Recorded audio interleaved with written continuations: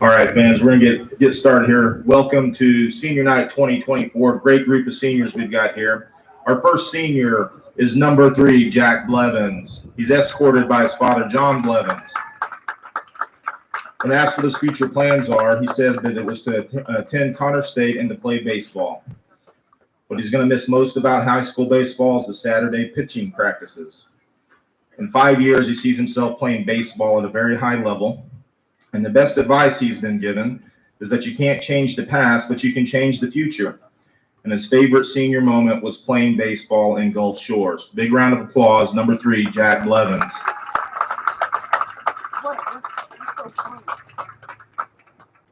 Our next senior is number 4, Blaine Couch.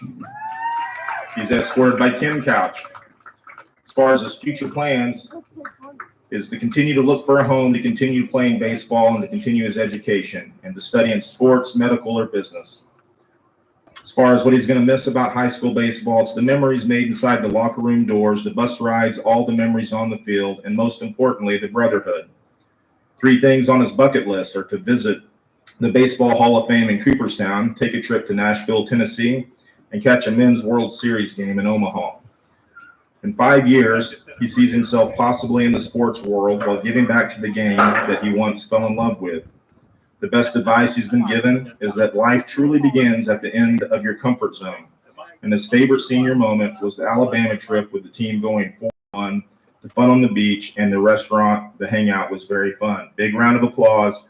Number 4, Blaine Couch.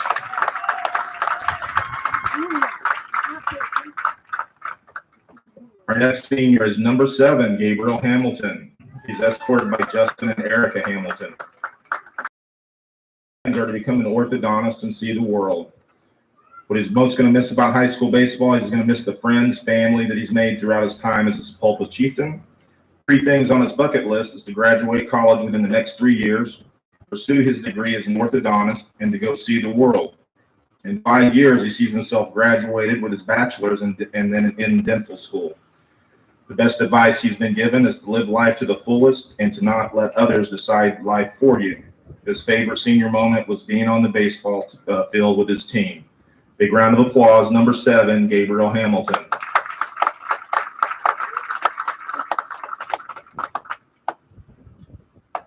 Our next senior is number 10, Easton Howard.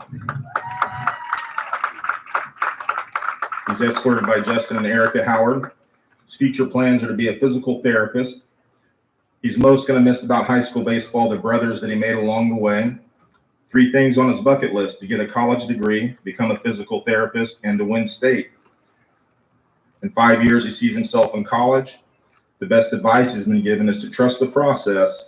And his favorite senior moment was when everyone went to Trace's championship basketball game to support him. Big round of applause, number 10, Easton Howard.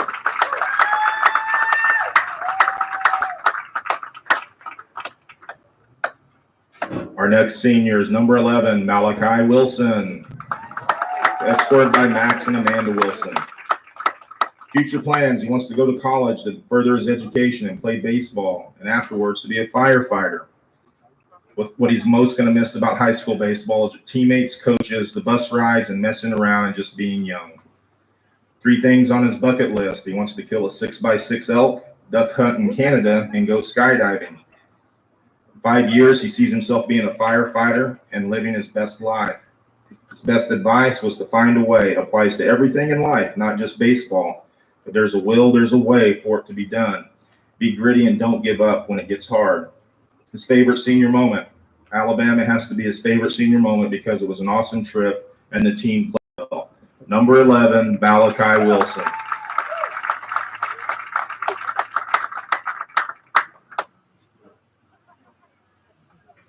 Our next senior is number 13, Braxton Jones. He's escorted by Chad and Kelly Jones. His future plans are to hopefully play baseball at a high level. He's most going to miss about high school baseball is just playing with his boys every day. 3 things on his bucket list are to go deep sea fishing, go on a ride in a helicopter, and to go parasailing. In 5 years, he sees himself playing baseball somewhere.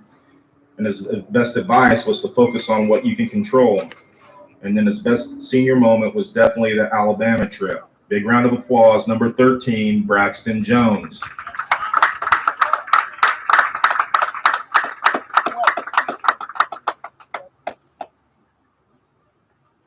Our next senior, number 21, Peter Shibley. He's escorted by Seth and Sarah Shibley. Future plans include intending Carl Albert to play baseball while beginning his undergraduate degree in business. Later on, he plans to get his degree from either OU or TU, where he plans to go on to law school and become a lawyer. What he's most going to miss about high school baseball, basically all the things that happen on the spring break trips, 3 things on his bucket list include visiting Yankee Stadium, going to the World Series, and learning to golf. Good luck with that one, Peter. In 5 years, he says, I see myself still in school working towards his law degree. The best advice is to treat others as you want to be treated, and his favorite senior moment hasn't happened yet. Number 21, Peter Shibley.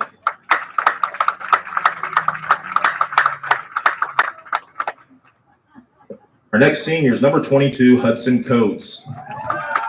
He's escorted by Dusty and Chelsea Penn, and Carl and Tiffany Coates. His future plans are to go to Oklahoma State and get his fire safety and engineering degree and to become a firefighter.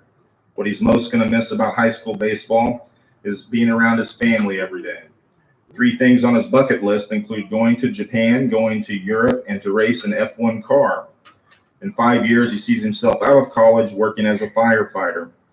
The best advice he's been given is to not let your performance define you. And his favorite senior moment was going 4-1 in Alabama. Big round of applause, Hudson Coates, number 22.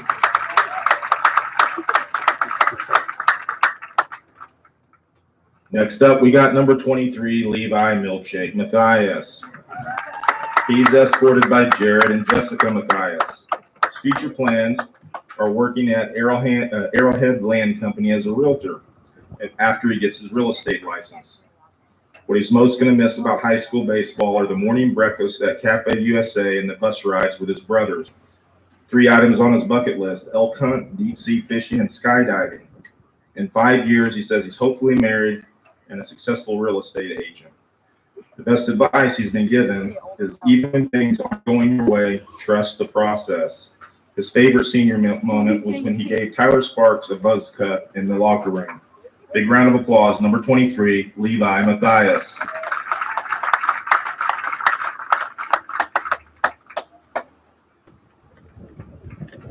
Our next senior is number 24, Miko Jones.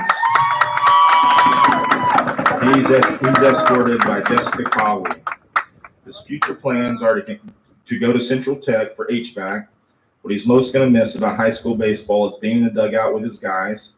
3 things on his bucket list include winning regionals 3 years in a row, win state, and buy a car. In 5 years, he sees himself working at a good HVAC company, and the best advice he's been given is be an assassin in the box. His favorite senior moment was hitting his first high school bomb and then the Alabama trip. Big round of applause, number 24, Miko Jones.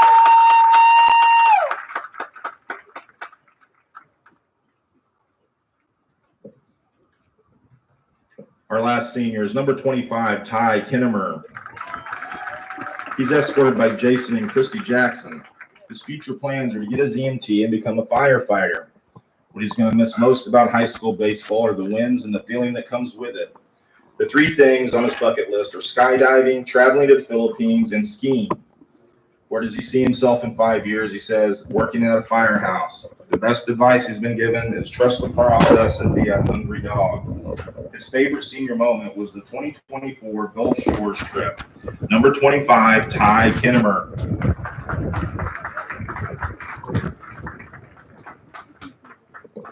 One more big round of applause for this senior class, one of the most successful senior programs, 4 years, that Chief of Baseball has ever seen. So give him a big round of applause.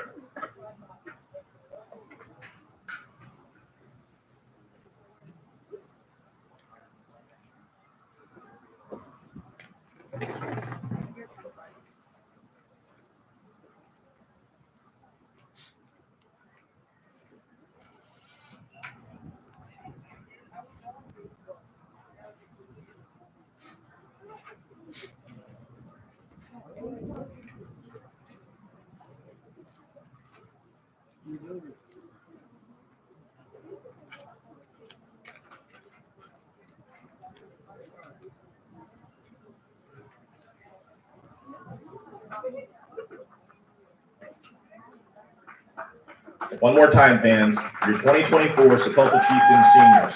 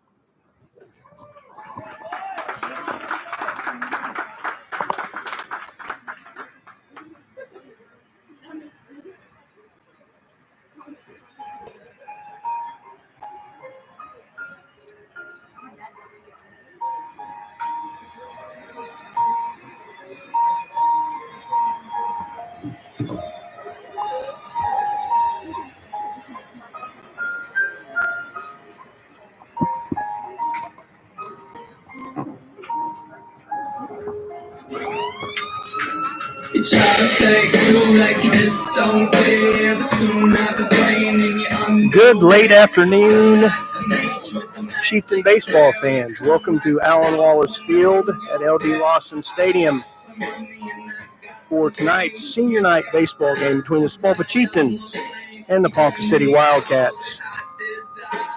Senior night festivities just finished up. Coaches are now meeting at the plate, and we are probably within 5 minutes of the opening pitch of senior night baseball here in Sepulpa, Oklahoma.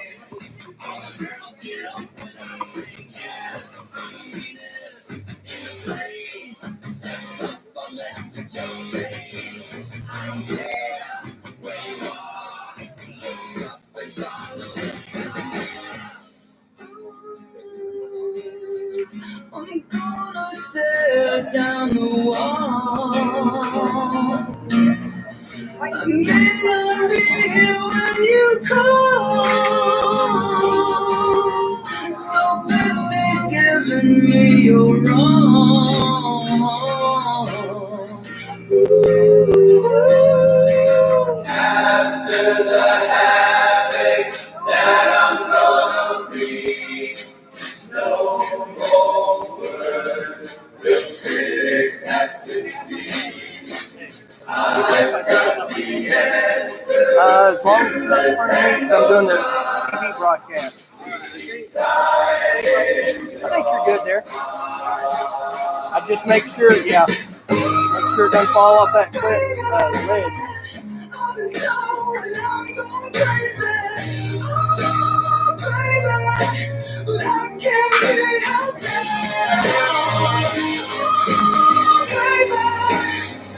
Somehow I'm keeping it steady. Oh, baby, tearing up the sky.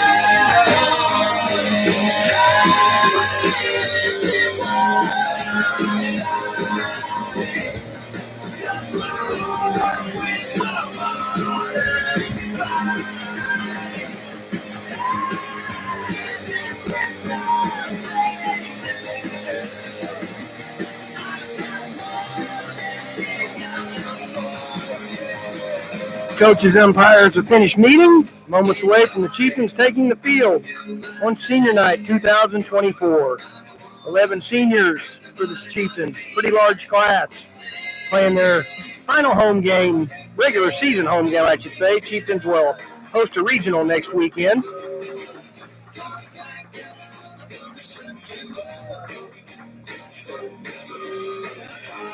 Home team takes the third base line. Visiting team takes the first base line, and we're moments away from the national anthem.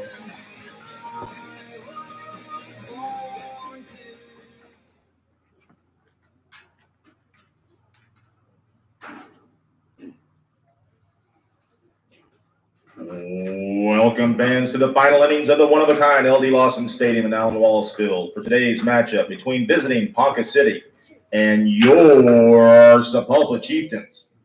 We now ask all fans who are able to please stand for gentlemen to please remove your hats and direct your attention to Old Glory in center field as we pay tribute to this great country with the playing of our national anthem.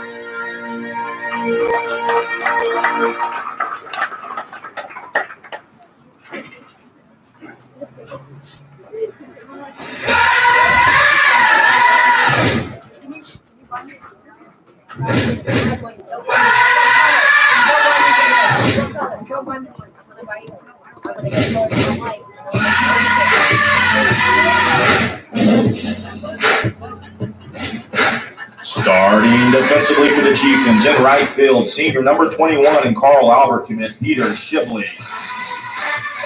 In center field, number 23, senior Levi Milkshake Mathias. In left field, number 5, Caden Widow. At shortstop, number 1, Kason Ashton. At third base, senior number 11, Malachi Wilson. At second base, number 3, senior and honor state commit Jack Blevins. At first base, number 22, senior Hudson Coates. Behind the plate, senior number 4, Blaine Couch. And on the mound, number 10, senior Easton Howard. The Chieftains are coached in his 8th year by head coach Stephen Irvin Jr.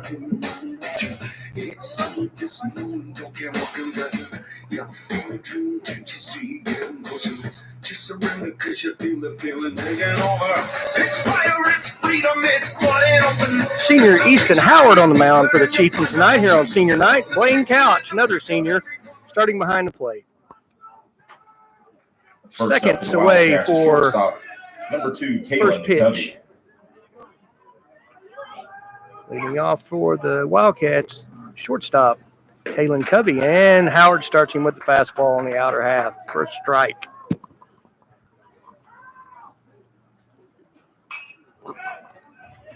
Second pitch fouled straight back here to us. There's 2 fastballs pumped in there by Howard. He's probably touching, he's in the upper 70s.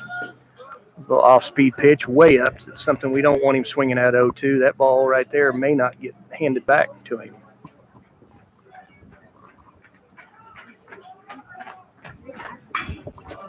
And he fed him another fastball right in the heart of the plate.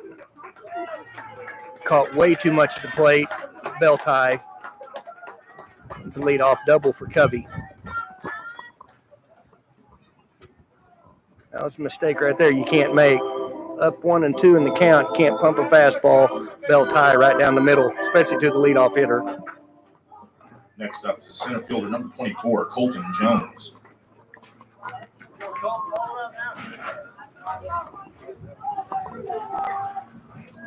Center fielder, Colton Jones for the Wildcats, and show bunt, and he offered at it. It looked like bunting for a base hit rather than a sacrifice, which I agree with earlier in the game. Giving up an out early in the game I don't like giving up outs early in the game. So far, Howard is throwing strikes.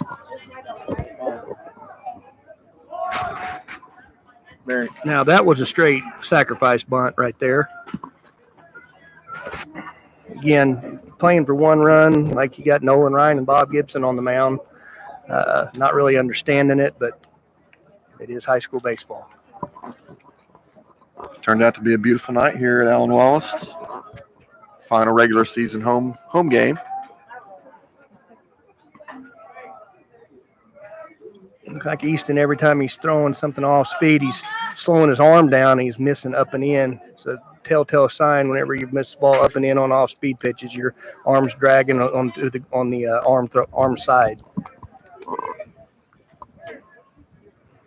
And that's a much better pitch right there. It's a little slurve, a little slider there on that off the plate. It's a nice pitch. That's a tough one as a hitter to lay off because it looks like fastball in the zone. Strikeout. Then at the last minute it breaks out of the zone. So good pitch there by Easton.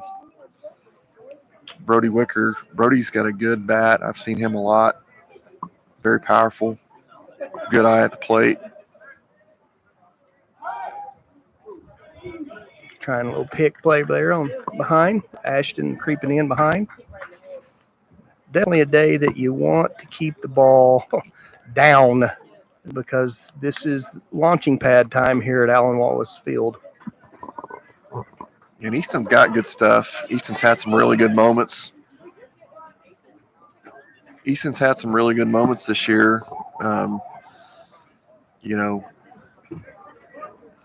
Eating up some good innings for the Chieftains. Swing and a miss there by Wicker. Like a little two-seamer. Had a little duck to it.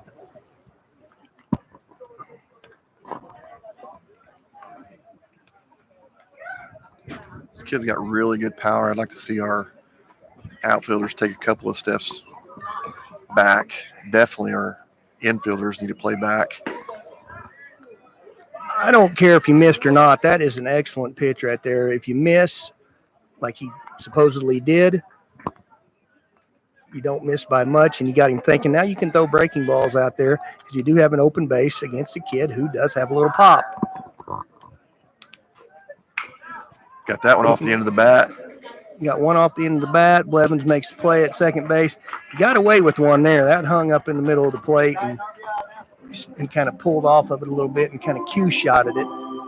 Ground out brings up the second baseman, number 15, Titan. Yeah, that's a big out early in the game, getting him out with runner in scoring position. And that was definitely a hittable pitch. Be nice to see him be a little careful with this guy. That's a good pitch. I'd throw him at least two more of those. I'm not flying open with that front side. I'm not sure if he ever sees anything on the inner half and anything straight in this at bat. I'd like to see how he adjusts here, the hitter.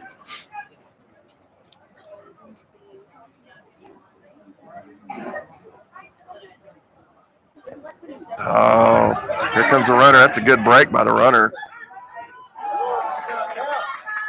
I believe if Mr. Couch gets rid of the ball immediately, we've got him at the plate, or if he comes and gets him immediately, we've got him at the plate. A little late hesitation. break by Easton. Yeah, hesitation killed him, and that's where we've got to get down and be a wall. That backhand in the baseball there is well, that's what cost him the run.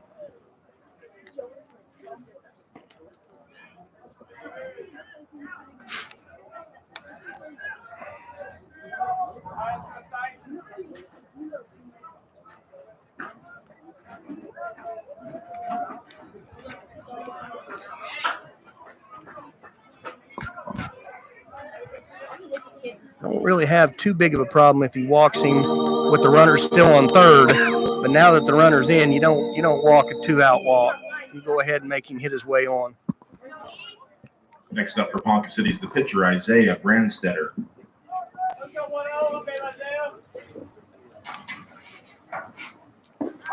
If the pitcher's in the lineup in high school baseball, he must be able to swing it a little bit. Otherwise, a DH should be in. So Mr. Brandstetter must be able to utilize the aluminum.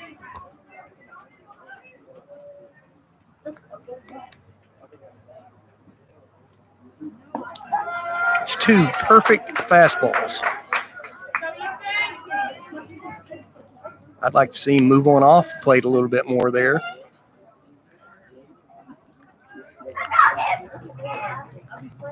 Well, the runner just timed it up there perfectly.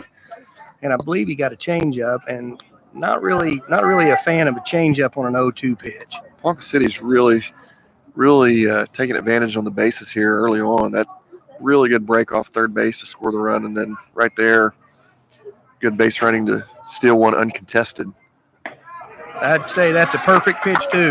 Away, off speed down, and then breaking ball on his back foot. That's a really hard pitch for a left-handed hitter to handle. Well, that's one of those. Wish we could have it back because we're out of the inning. They score a run without putting the ball in play, other than the leadoff double. So the Chieftains come to bat. Run scored on a wild pitch, which I would imagine that Mr. Couch would tell you he should have blocked that ball. And I imagine both he and Easton Howard would tell you that they should have had the runner at the plate. So,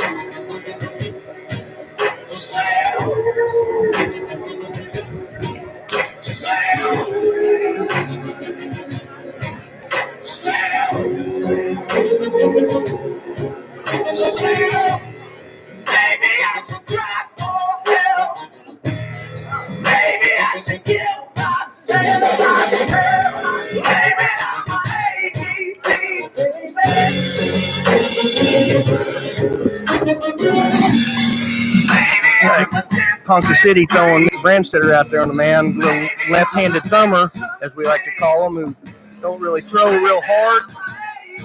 Keep you guessing with all their off-speed stuff. He kind of pushes the ball a little bit. I can tell by the way he wears his hat that he can give some people some problems. Anybody that wears their hat like that, is left-handed, if they're on, they're going to get a lot of ground balls rolled over.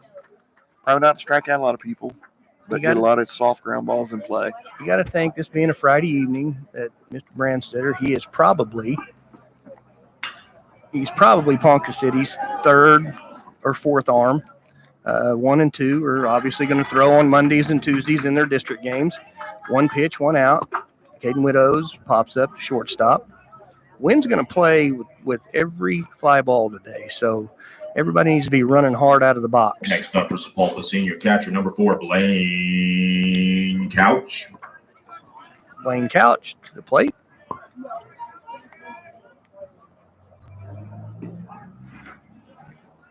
sure he would like to atone for the non-block of the ball in the dirt last inning. You're going to see a lot of that from this pitcher. A lot of work on lower outside quadrant of the plate. Yeah, I would imagine anything on the inner half is either to get him off the plate or it's a complete mistake. He's going to try to get you to step out there and try to roll over the ball.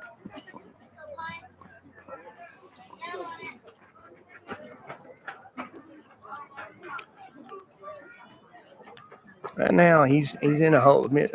Blaine is in a hole right now because now Brandstetter can pretty much do whatever he wants.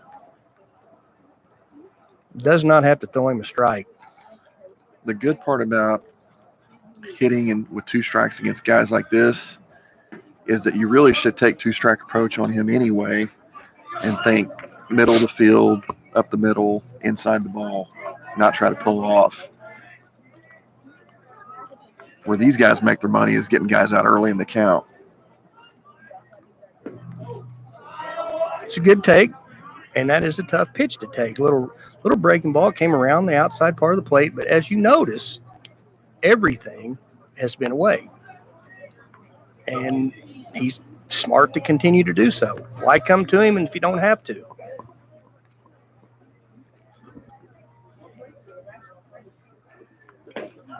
Still away. We tried to pull the ball, and we kind of foul tipped it in the catcher's mitt, but everything stayed away. He did not vary at all.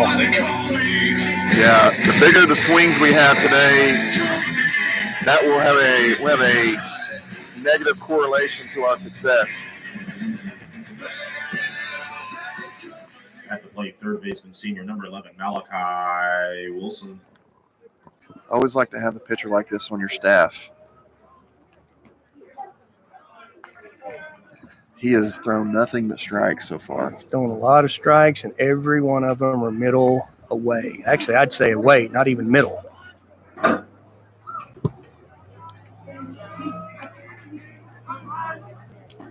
that is a dead pull swing.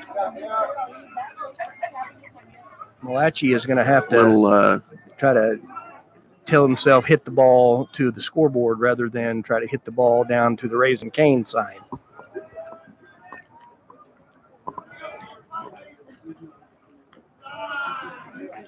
Catcher wanted it up. I don't know if that was kind of a decoy or what, but he wanted the ball up, which would have been a better pitch because everything so far he has thrown has been down, so he didn't really change any eye level.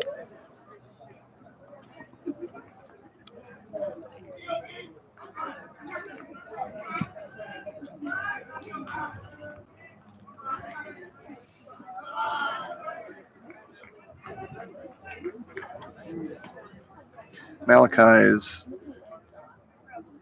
one of our bigger and stronger kids on the team, and he hits the ball so hard. He really can let the ball travel really into the last minute. He's going to have to let the ball travel here. Because the kid is not going to blow the ball by him. That's not his bread and butter. The term is crafty. Crafty. Right. If you wear your hat on the top of your head like that, right, you must be crafty. Little Jamie Moyer, Jimmy Key. There was a time when Jimmy Key could bring it. Yeah, I guess.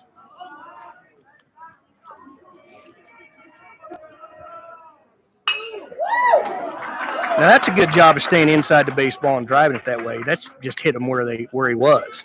But that's exactly what you got to be doing. You got to stay inside. Caught it a little bit, but still struck pretty well. Couldn't really see though. No, we've got a door, not a window, in front of us.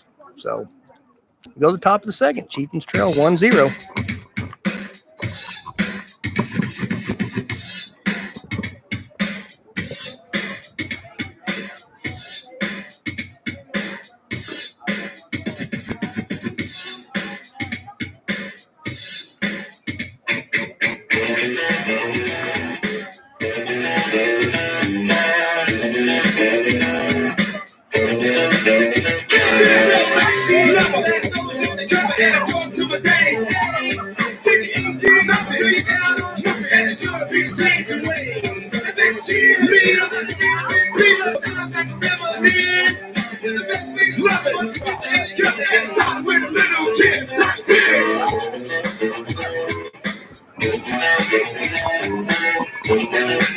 Yeah, definitely wondering if this game was going to get in. Right? I mean, had some pretty good storms this morning. Tarp on the field saved that, and then about 3:30, 4 o'clock today, it was coming down pretty good. Didn't know if we'd get it in, but boy, it really turned out to be a nice day. Definitely want to try to get this one in whenever Ponca City's traveled the distance they have to come play this game. First baseman number 7, Tegan Hodgson. Tegan Hodgson leading off for the Wildcats and top of the second against Easton Howard.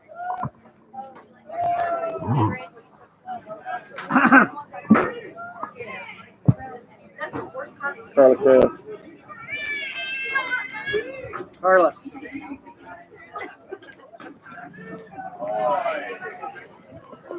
Good. Trying to get some video of Blaine Couch. Ball's popped up in foul territory. Looks like Hudson's going to run out of room. One thing Easton's going to have to do, he's going to have to continue to work ahead because definitely the velocity is not going to get past these hitters. I mean, like, again, he's maybe touching upper 70s, maybe hitting 80. That's a good spot there. Knee high, inner half, with a little bit of downward sink. He really doesn't need to be too fine here. That's a good pitch. That's a just nice little spinner. letting your stuff work. Felt like in the first inning he was spiking some balls and he's trying to be a little too fine. Third strikeout for Howard. Brings up third baseman number 14, Lance. There are a handful of teams in high school baseball that you really have to be careful with. Most, you just need to get the ball over the plate and let the ball work.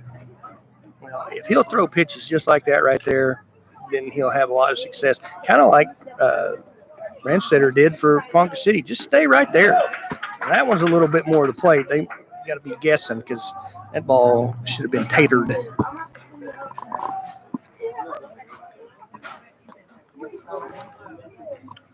I like it. He's getting the ball and throwing it. Yeah, and I will say the umpire put the ball in play. That was on the umpire there.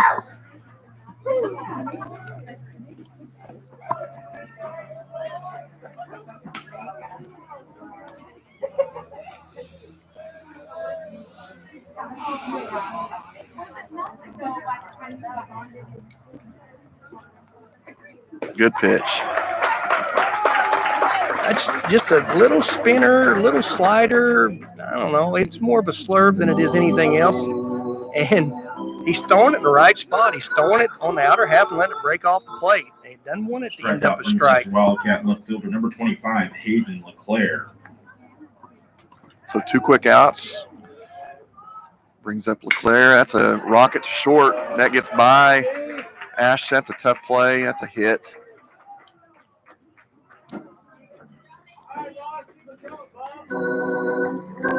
I agree. It's a hit, but I believe that's a ball he's got to make. Entering the batter's box. I know the kind of player Kason is and wants to be, and I would agree. I think that's a play he probably expects himself to make, but it's a tough play nonetheless.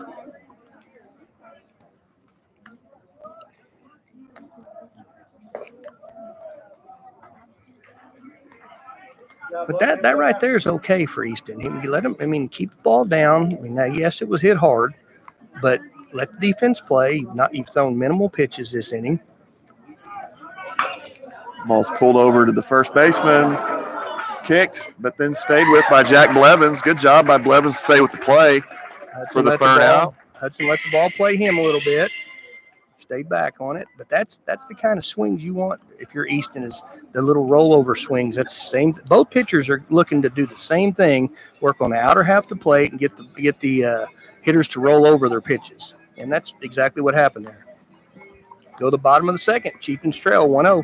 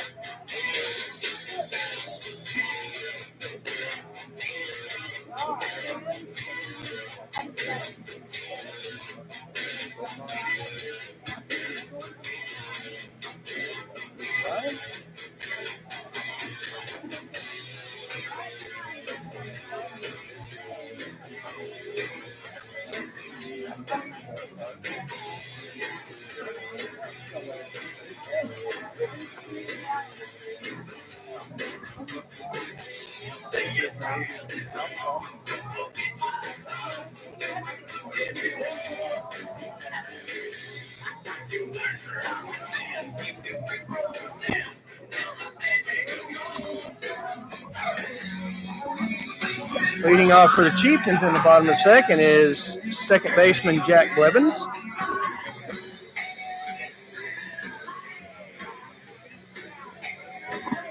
Jack finishing up his high school time here. It's been a Leading great, off the bottom half of the second for the Chieftains. The second Great, baseman, senior number 3, Jack Blevins. great player for us. You have been a team leader and kid who's worked hard and taken pride in what he's done. Don't have a pair of pants that fit him, but That's the right approach. That's the right approach. But if you are a Brandstetter, you will take that all day. Nothing Yep. laced hard, but the left-handers, that's what the left-handers are going to have to focus on. Jones. Left-handers got to be looking at that left center field 360 sign all the way to the left field foul pole. If they're looking anything to the scoreboard side, they're going to have a long day.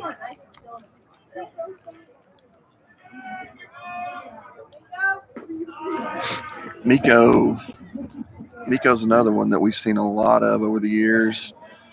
He's a kid that I would say is going to have a lot of success today. I've seen him wear out pitching like this.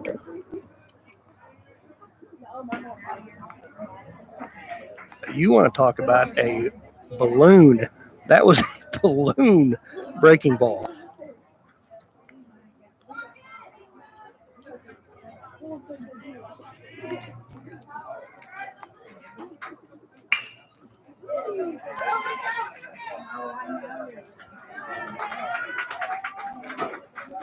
So far, everything's been pretty routine.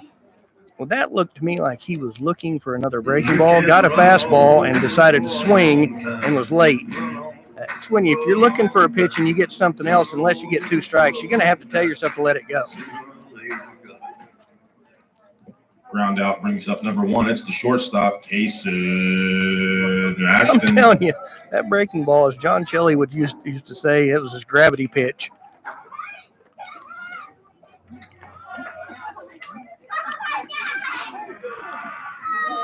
I don't know if that was a changeup or he just tried to throw a 2-seamer, but that didn't look like it was his straight fastball. I've seen kids like this.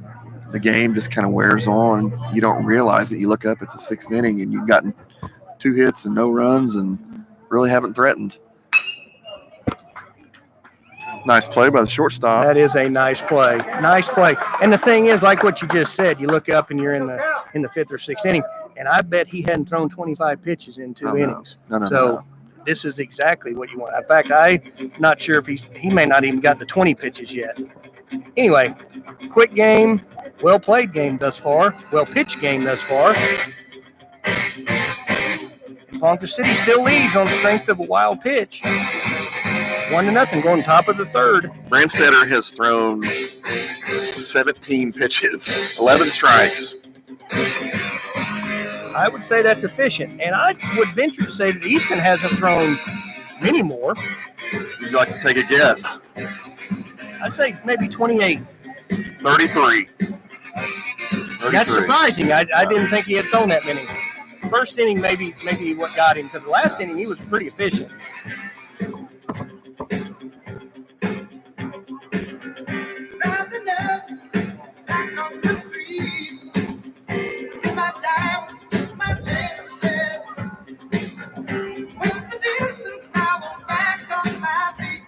shortage of wind here at Allen Wallace Stadium.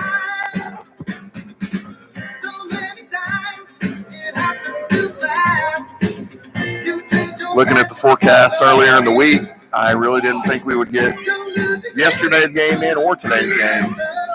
The coaching staff's done a really good job of planning and getting the tarp on the field, off the field, getting the field ready, striped. It's a lot of work. A lot of work. Be the last year that they have to do that. Good pitch. He's definitely found the arm slot and the release point so far for his little breaking ball.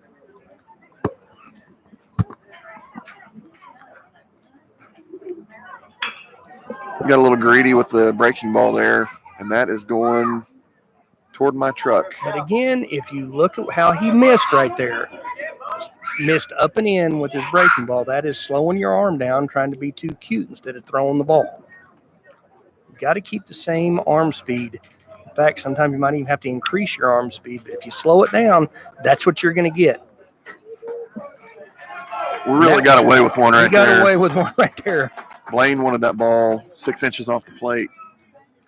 And looked it like was a changeup. I don't know what it was, but it was belt tie right down the middle. 24, Colton Jones.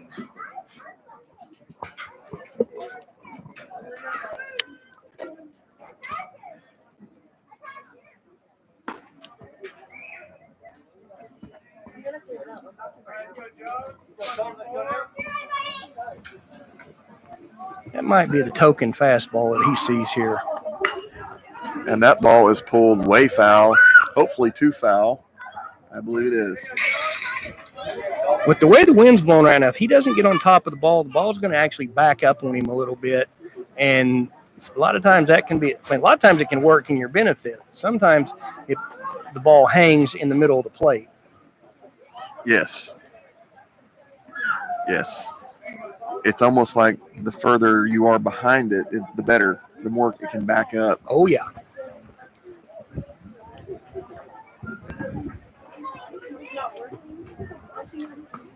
That ball, that's a check swing. And the ruling is no swing. Looking back to the west, we could have some blowing in here in the next hour or so. With the way this game's going, though, we should be finished way before that happens. That's a good pitch. 3-1 pitch, pitching backwards a little bit. And it was a good take. Person in the stand said that. Yeah. That's a good take, but he better get ready for it again. That's a good pitch. Good pitch. That's probably a pitch you throw earlier in the count. A little surprised he went fastball there. If you're going to throw it 3-1, you better throw it 3-2. Block brings up designated hitter number 16, Brody Wicker. You got Wicker. Once again, kid with a lot of power. Very, very good hitter. Is that like winger? This is one that you really don't want to miss out over the plate. You kind of want to work off the plate away if you can. Got him out the first time because he pulled off a little bit.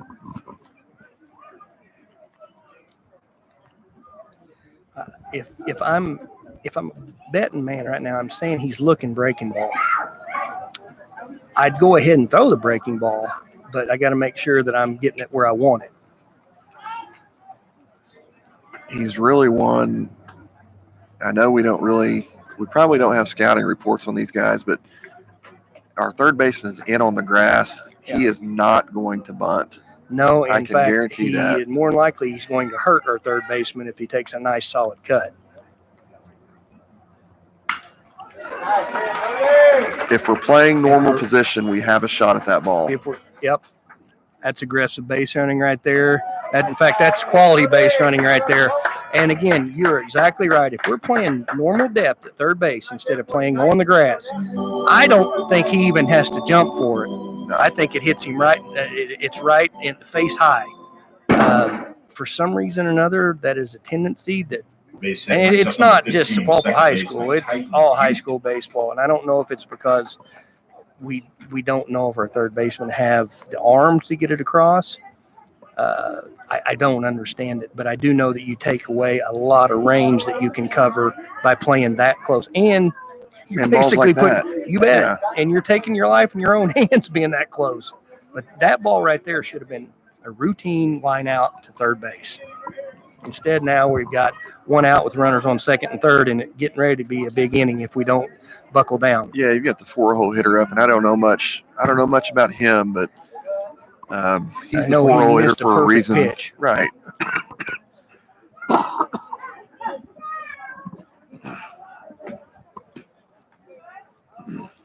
And it's third inning, and we're playing in on the grass, so obviously we're not really that confident that we're going to put up a lot of runs against Brandstetter.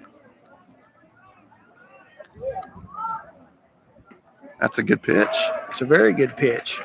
Change of speed was good. Mm-hmm. And again, with the bases open, I would be. I mean, if you're going to play it the infield in, I'm not giving him anything to hit. Right. Like and that. Boy, did he get away and with that ball should stay in. And that's a tough ball. It's a tough ball. That's a tough ball, but that's an unfortunate opportunity there. That's one of those that even experienced catchers, even on a day with no wind, that's a tough ball. And to be quite honest with you, third baseman's got to come help there. I mean, we're standing in the same spot right now as we were when the ball was hit. He's got to come and at least get up here and give a help. Yeah, that wind is really pushing that ball to the left side. Well, you and I both know it doesn't matter how much you practice it. That glove is not made for catching pop-ups. Right. And when you're running around with all that gear on, as high as it was, third baseman's got a chance to get here.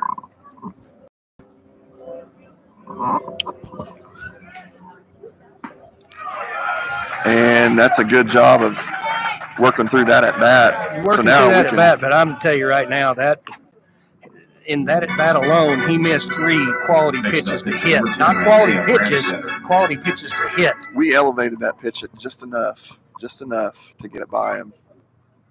Good job right there, and that ball's going to be a hard one to get to. Needs to get power. We're in trouble. Good effort by Widows out in left field.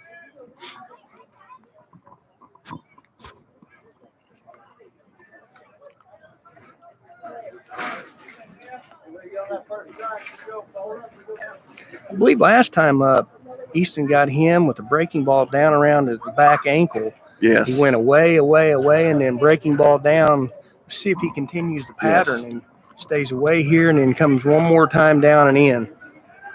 I think he went fastball, changeup away, and then breaking ball down and in. Good pitch. That's the same. That's another fastball. I'm not real sure I would want to go back in because I just watched a fastball that he swings at with a fly open.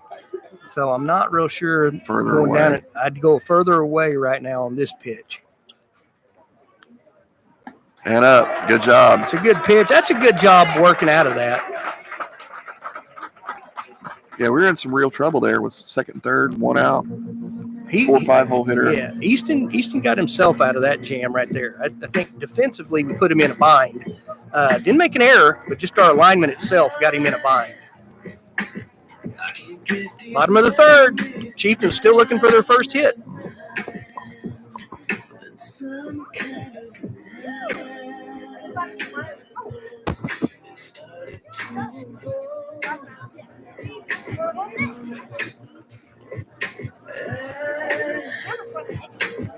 I tried so hard to let you go, but some kind of madness is holding me home. Yeah. I have finally seen the light. I have finally realized what you mean.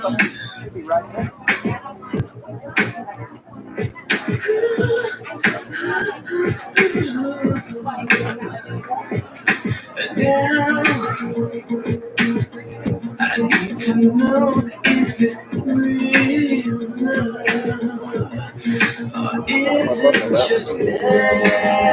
We come to the bottom of the third inning. Chiefs are still looking for their first hit. And P.S. Shibley coming to the plate. Peter's another one that can have a lot of success off this kid. He doesn't try to fly over and pull the ball. And here's the thing with Peter. If the kid works him away, it should work to Peter's advantage.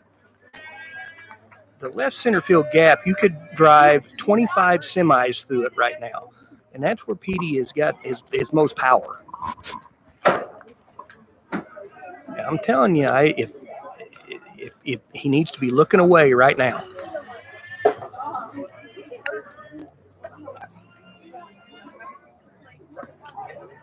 That's okay. First of all, if he hammers that one right there, it's going right in the teeth of the wind. It's nothing.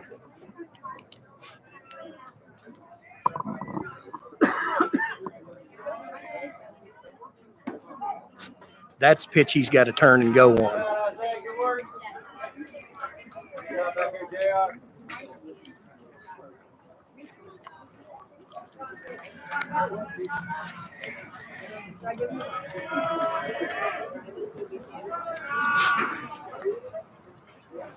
Okay, he's seen breaking ball, he's seen fastball, and he's seen another breaking ball.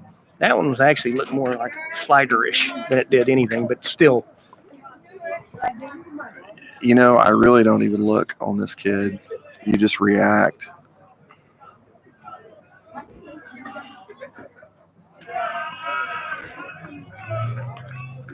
The big thing right now is he has got to take away the entire right side of the field. I don't care if he jams him.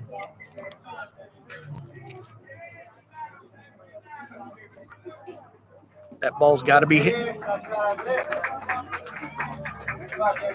That's one that he probably, if he was going to look, probably look for. The second pitch definitely was the one to hit. Strikeout brings up the first baseman, senior number 22, Hudson Goats. But the one thing we will say, if you don't get it off your shoulder, it's hard to hit it. No, and you've seen 2 innings worth of at bats. You know the kid's going to throw strikes. So really, you've got to be geared up. To be quite honest with you, everybody in the dugout should be fighting over getting to the bat rack because he's going to throw strikes. This is somebody you're not going to be afraid of, not going to be worrying about wearing one or eating the ball. He's going to throw strikes. You're going to get a chance to hit. Well, and if he fools you with the breaking ball, you've got time to react. Yes, he is not going to make your fingers buzz by jamming you with a 90-mile-an-hour fastball.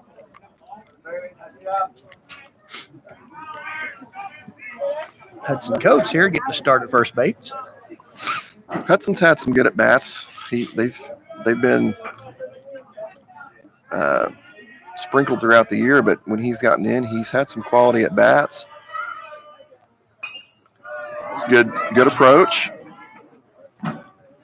Thing is, like we said before, you can afford to let the ball travel with this guy because he's not going to fire it past you.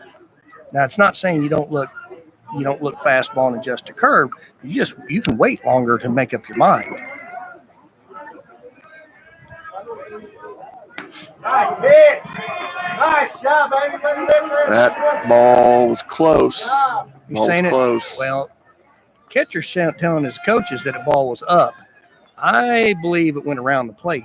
But to be honest with you, I don't really know if he knows where it missed or not. And that's what you do with a hanger. That's right. And to Hudson's credit, he looked like he was looking curveball there, and he swung. Now, if you're putting the fingers down, what are you throwing? I'd probably throw him. I don't know. I'd probably throw him another curveball. I'm throwing him another curveball right here, but one that is. I'm going to throw it harder. And that's a great at bat. Good at bat right there. That's a good at bat. He let the ball travel. The ball was away anyway, but he let it travel as far as he could, and he hit the ball down the right field line. That's a good at bat. Very, very good at bat by Hudson. The Chieftains are finally on the board with a hit. Took 8 batters, but Base Got hit it by through. Coach brings up senior number 23, Levi Milkshake Mathias.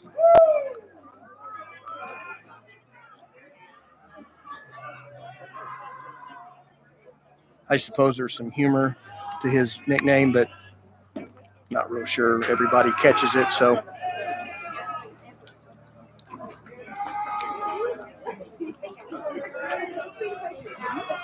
and that is one thing I wish that more kids would watch is watch while you're in the dugout. Watch what the guy's doing. I mean, he has every at bat. If you watch every at bat, you know exactly what he's going to do. Levi may have a case there.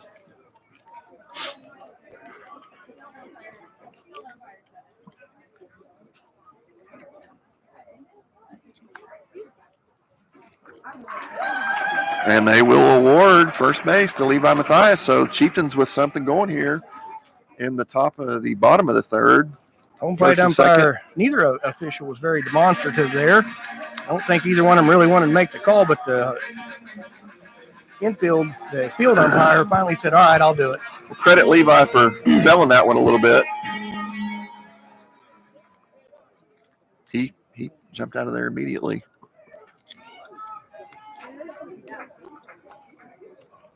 Back to the top of the order. Brings up left fielder number 5, Caden Widows.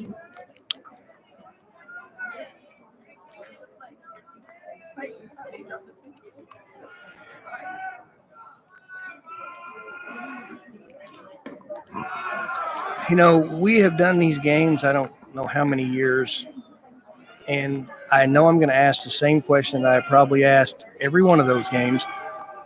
There's one out. I know what you're going to say. Why is the third baseman playing for a bunt? I mean, I will gladly give you an out. I would I mean, yell it from the dugout. If Move you're- your runners up. Put 2 outs on the board. Send your batter back to the dugout. yeah, I don't even bunt it. Just go ahead and, Right. go ahead. And the thing is, if I got a stud standing on deck, I'll walk him. Right. I just don't understand the logic. I mean, why would you play in right now? It's a gift. We just talked about last inning how if we're not playing in, it's a routine ball line drive hit right at us. And you know, Same thing here. A routine ground ball now becomes probably a run scoring single. I know we're criticizing the coaches here for their defensive alignment, but I will praise the coaches for their offense. I don't know that all season I've seen anybody bunt with 1 out to move runners over because they're not ignorant. I'm curious about why. I just don't get it. So I wondered about this early on if the kid would be a different pitcher out of the stretch. And so far out of the stretch, he has not had the same command. Right. Well, he's hit 2 people in a row. Right. And I believe both are breaking balls. Yep.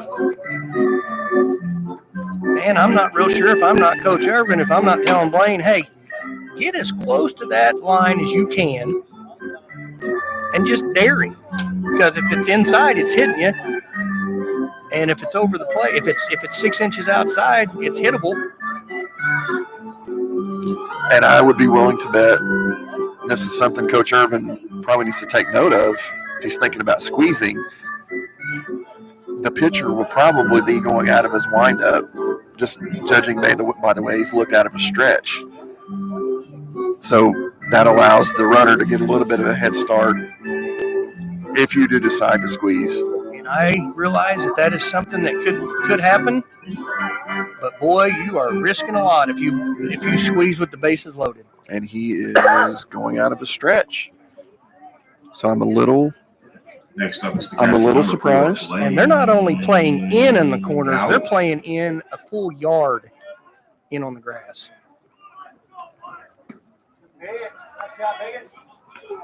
Called it up. I'm not Might sure have been about one up. of the better pitches to hit right there. I saw Blaine's shoulder fly out a little bit even on the take. He really needs to concentrate on going the other way with this pitch.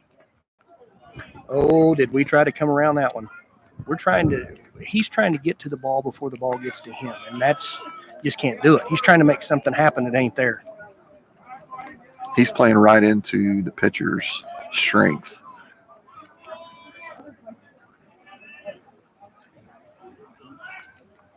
It's a good pitch. Good take. That's a great take right there. That's knowing the situation. You're 1-1. If that's 2 strikes, now maybe you got to take a hack at it.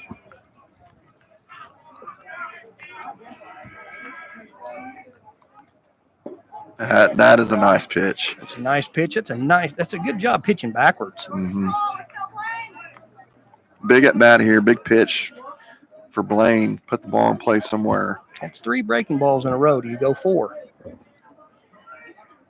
I say yes. He did. Good. That's a good block. Nice play by the catcher. Good take. Good take right there. Catcher's done a really good job thus far, blocking pitches and receiving the ball. With a pitcher like this, it's really important to be a good receiver. Ground ball to the right side is going to score you a run. Should anyway.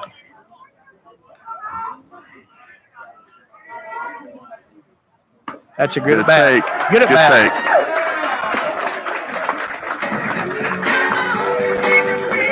A little surprised he didn't go back to breaking ball. He's got pretty good command of it. Now he's got himself in a pickle. Yeah, Malachi's seen him once, and when Malachi stays disciplined within himself, a kid like this is not going to get him out. Well, not only did he see him the first time, he had a pretty good at bat. He got his approach to where he said, I'm going to hit the ball the other way. Yeah. He's really got to be patient. Uh-oh. Oh, that's not good.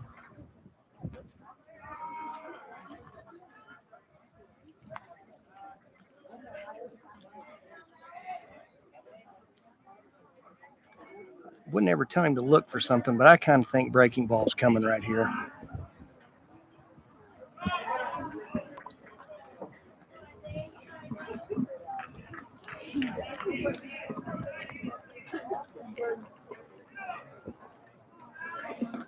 He's definitely in the driver's seat right here.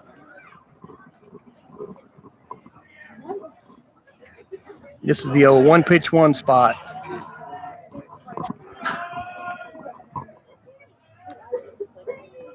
That wasn't it.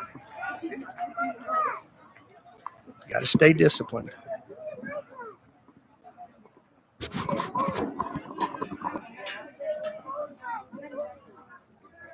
You got to think the same pitch is coming again.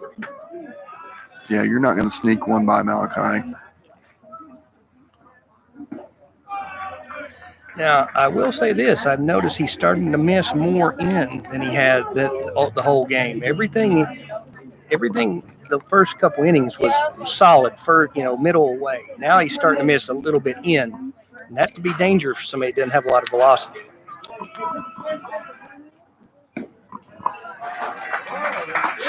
Is that 3 or 4? I believe that was 4. Okay.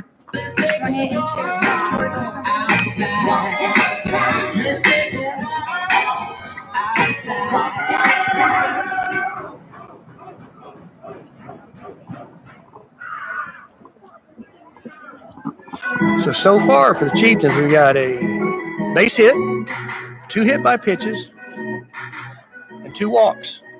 That's produced 2 runs. I would love it if Jack is ready to go right now. He came out on the first pitch, the first at bat. He was a little defensive with the swing, but he didn't let it travel. Ball drawn by Wilson brings up tonight's second baseman, number 3, Jack Blevins.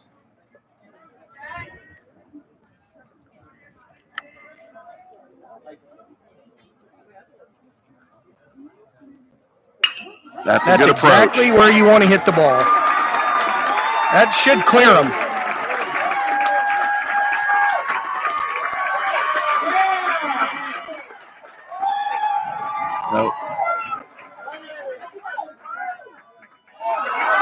snowball fight. We got a snowball fight. He's probably going to score.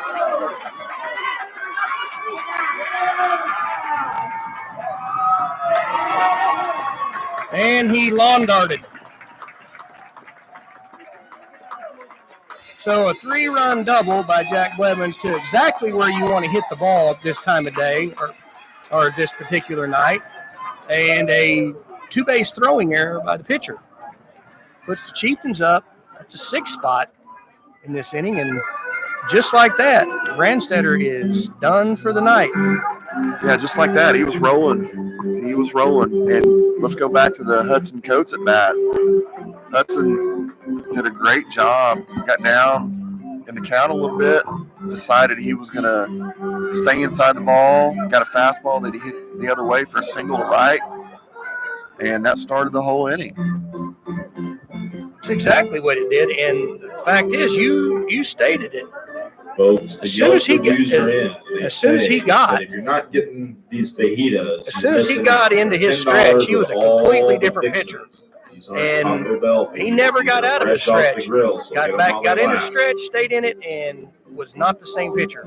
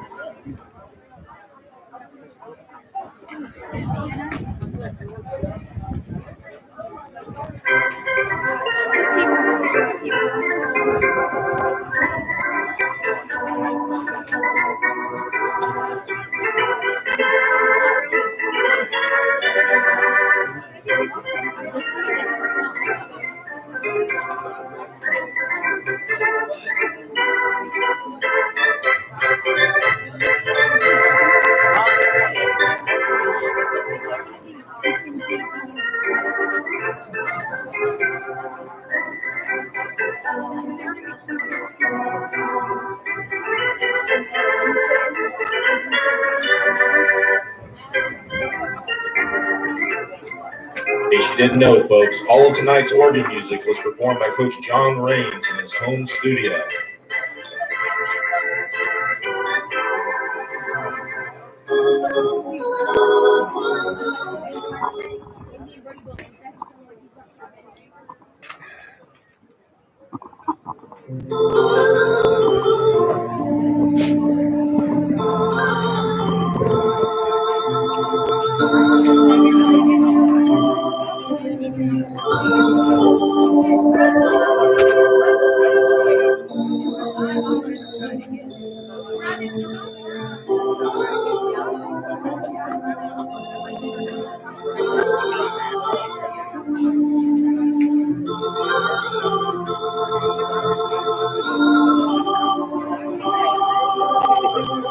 Ponca City bringing in, haven't heard a name yet, a slightly built young man.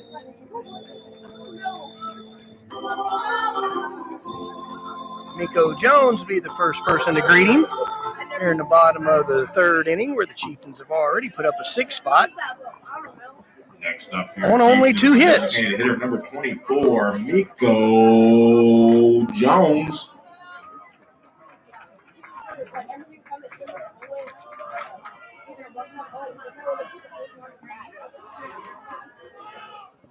Another pitcher, the Chieftains are going to have to let the ball travel and get the ball up. And just based on that right there, you're looking at maybe 70, 74 miles an hour.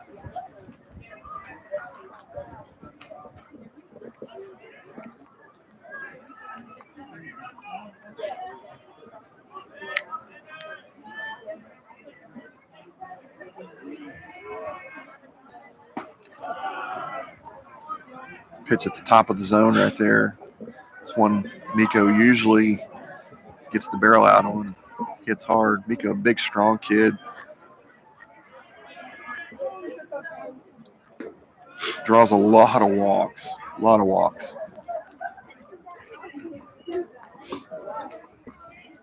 And I'm all for that. But a big, strong kid like that, I hope that he's getting those walks after he's getting his cuts.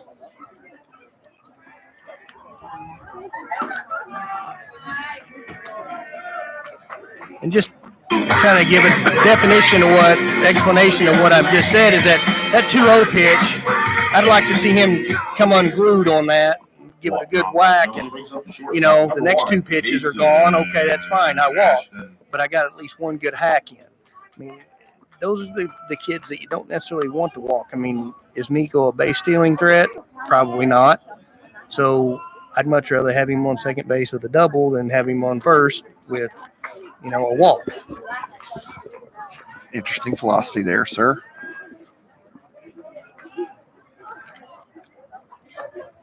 Well, if you do your job as a hitter in the on-deck circle while you're watching the kid warm up, you shouldn't be that surprised whenever you come to the plate.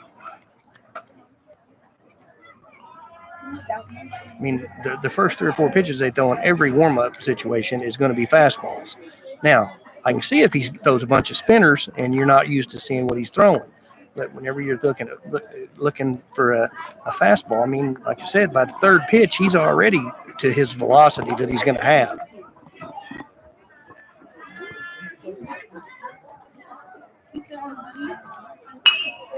Nice job of getting on top of that ball. It's a good job right there. Hands were on top of on higher than the barrel. Yeah, and he was just ready to hit right there. He was looking for that. I'm kind of surprised he didn't get the curveball again. Base hit by Ashton brings up the right fielder, number 21, Peter Shibley.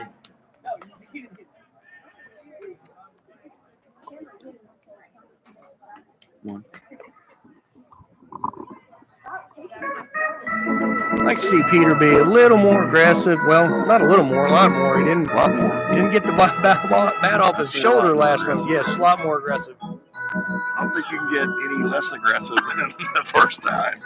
I guess he could have walked slower to the plate.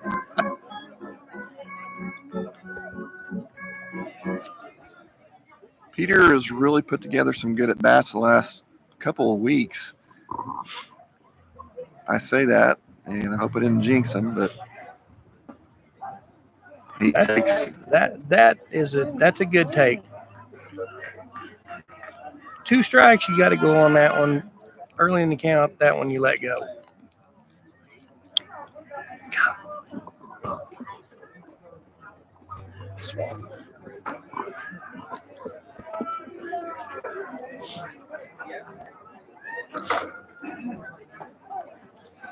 And inexplicably, he takes one right down the middle for strike 2. That was the best pitch he's had in 2 at-bats.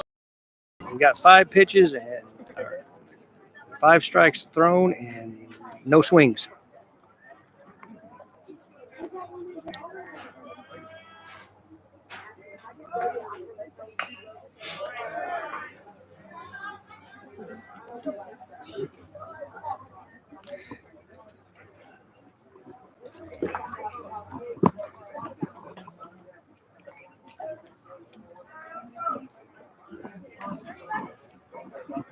Again, said this before, you got to take away the entire right side of the infield. Jack Blevins had the perfect at bat. Come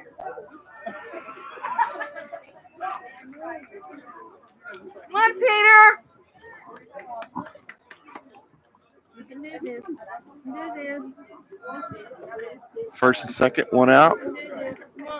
6-1 Sapulpa Chieftains in the bottom of the 3rd inning.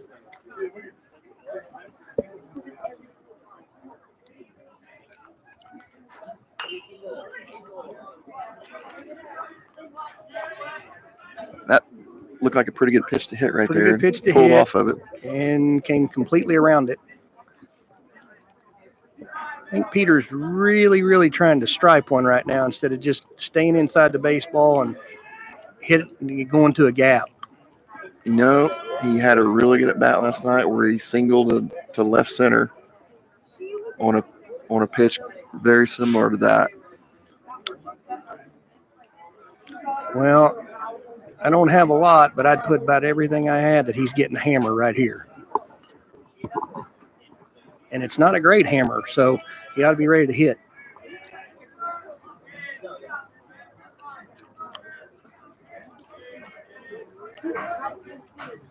Move. Wild pitch. Moves the runners up to second and third. Now, you just spiked one, move people up.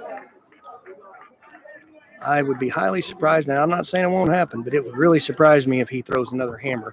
So Petey's got to be ready to go right now on the He number really one. just needs to let the ball travel. The infield's in.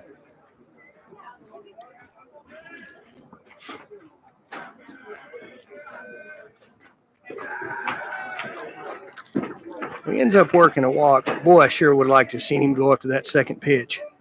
Yeah. Walks are fine, but when you get pitches to hit, you kind of have to take advantage. Well, again, like what I said, it's okay if he's getting walks and he's got his hacks in. Brings up first base. That right there is an at-bat that he survived and got a walk. I mean, again, is Petey going to go from first to home?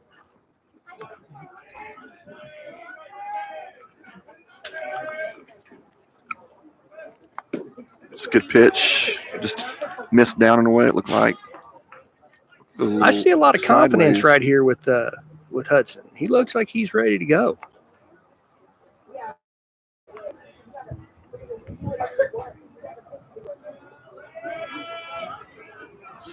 You make yourself a tough out if you let the ball travel the way he did the first at bat. Yes. And he did it again. Not bad there. Swung it a little bender. Mm-hmm. But his hands dropped inside the slot and stayed inside the baseball.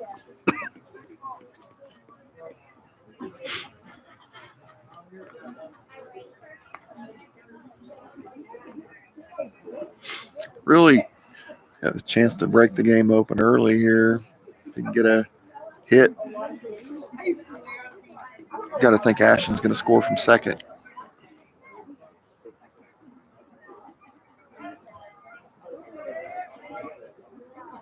Hudson stays inside the baseball here. He's gonna have a successful at bat, just like that. I'm telling you that he's exactly where he needs to be. Now, I will say, is he gonna have success with somebody that's hitting in the mid 80s? Bat speed not exactly where it needs to be right now. 34. Did it fall down? Yeah. And then got it. Again, good take right there. You know, I know it's probably counterintuitive here, but the way you gotta think that Hudson, he's had the right approach all game. I would probably come in on him with a fastball here. That's the weird thing, though. That's not how the high school game is played. It's try to get him out of the way, and I don't know why, because that's where the fattest part of the bat is.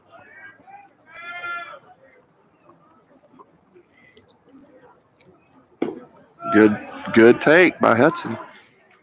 He's seeing the ball real well. It's like he's very hitterish right now.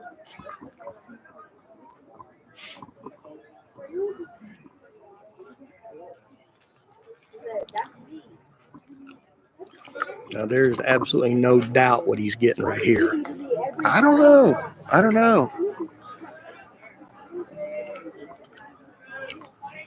That's what I thought he was going to get.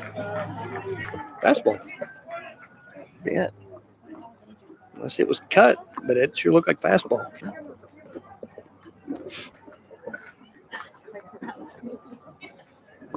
He fouled off a pitch there. He stayed alive.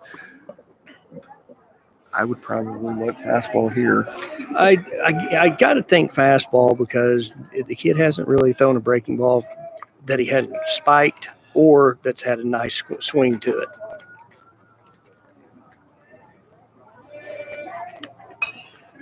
It's a really good cut. Dropping that hand right down inside the slot. So this is a pitcher right now is wondering, what do I need to do? Because he's swinging the bat the way that he's going to get me. You got to come in. Yep. That's the solution. If you can throw a strike on the inside half, you're either going to get a take or you're off going to the get a jam thumbs. shot. Right. Yep. He's going to have bees in his hands.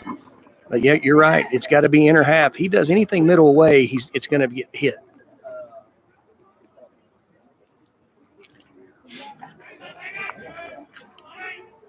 That's a great at bat. Very good at bat by Hudson. He's had the 2 best at bats the entire night. Now that's the type of walk that you want. Yes. He had a couple of pitches to hit. Had a couple of pitches to hit. But there's, again, you see the differences. One, you're struggling to get the walk. The other one where the pitcher basically gave in and couldn't get you. Very, very nice crowd tonight at Alan Wallace Field. The home finale. Sounds like our Regular Modell. season We'll keep finale. the light on for you here at Motel 6.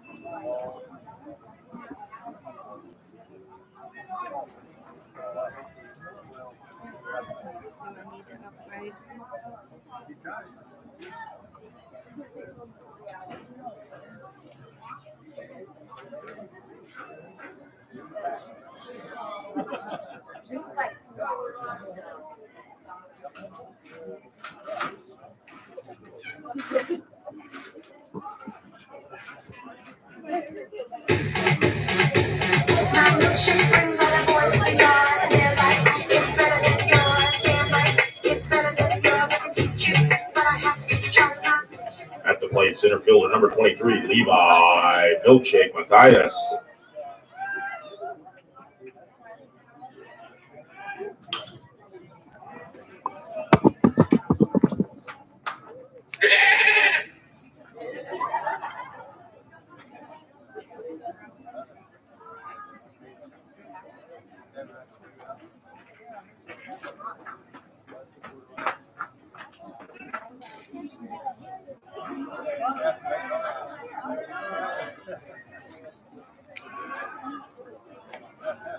Nice catch, Blue. You catch it? Go, Titan. Go get it. Come on now.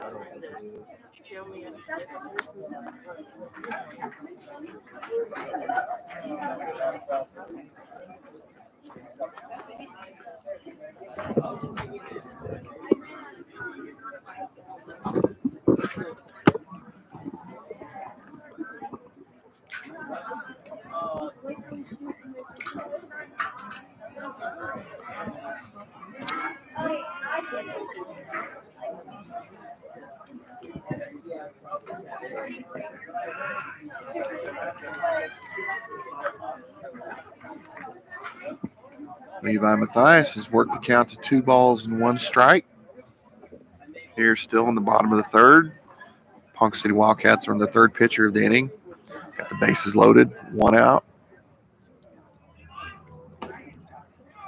And that's ball 3.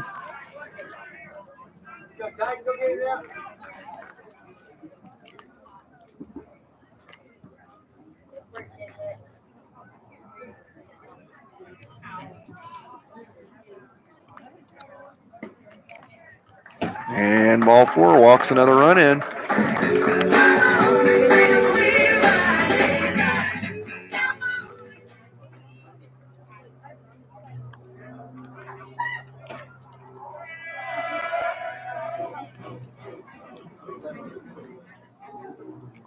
It's going to bring in pinch hitter Gabriel Hamilton, senior, getting a bat here. The base is loaded, 1 out.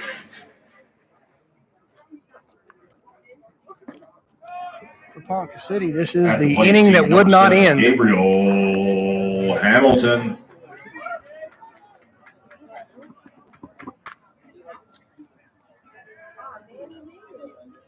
Gabriel trying to add to the lead.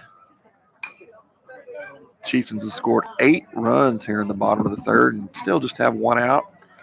And I believe that the 8 runs have come on 3 hits. 3 hits, a lot of walks, a couple of hit batters, and some pretty good at bats, I will say. We adjusted to the starter really well.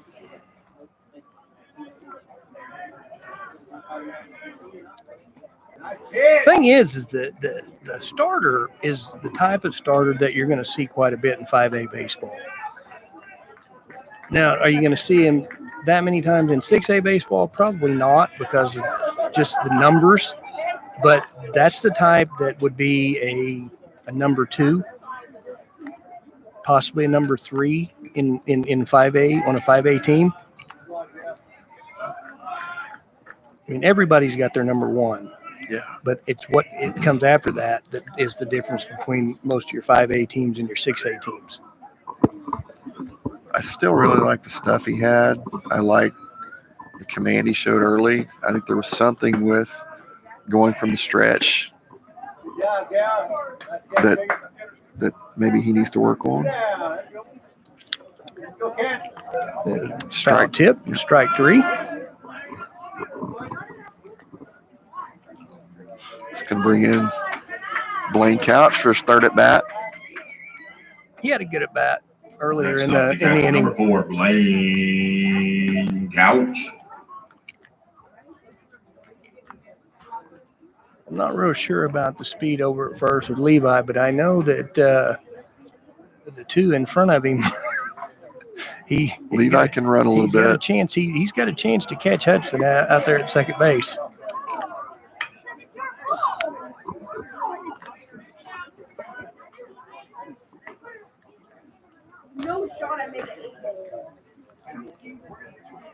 I don't know at Ponca City if their outfielders are really playing the line, but it looks like both gaps are wide open. I mean, there is nobody in the field of play in either left center or right center. Got to be looking breaking ball here again. Well, as a hitter, if you're following your rules as a hitter, trying to stay gap to gap, their defensive alignment is giving you exactly what you want, because there is nobody in the gaps, unless that center fielder is Mike Trout. Hung a little breaking ball there and stayed on it pretty well. Routine ground ball to short, and mercifully, the third inning comes to a close. That inning, not sure the exact time of that, but it felt like about an hour. This game was buzzing along, and then I believe you made a comment. I made the mistake that it was well played and well pitched and zooming along, and look what happened. I believe that was 8 runs on 3 hits, at least 2 hit batsmen, and I'm looking at maybe 5 walks.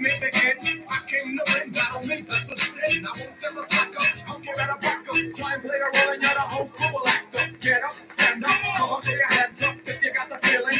Jump up, touch the ceiling, monks, let's up, someone's fucking jump, yo, I'll bust them in the eye, and then I'll take the pumps up, feeling. Looks like we got Ty Kinnemer going out to right field. Gabriel Hamilton stays in the game to play left field. Peter Shibley at second.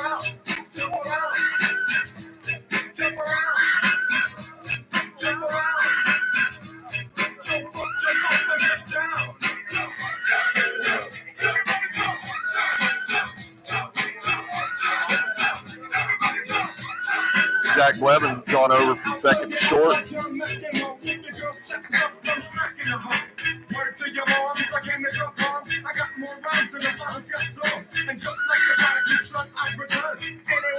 If I was putting a comment in the comment box, I would have to say that the music choices here at LD Lawson Stadium do leave a lot to be desired. I believe can put something in the suggestion box. I think I should. I mean, we're bringing stuff back from the mid-'90s, and not even the good stuff. Yeah. Easton Howard has been gifted 8 runs to work with here in the top of the 4th inning. And that's exactly what you do when you get a big number put up like that. You come and pump strikes.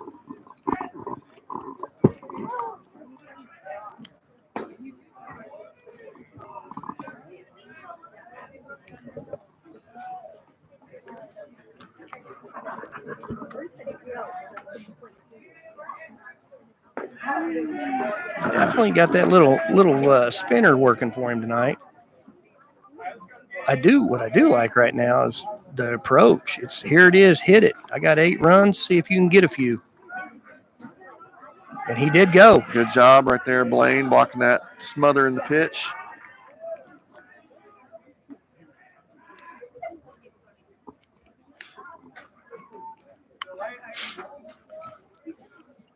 Next to plate number 14, Lance Arbona.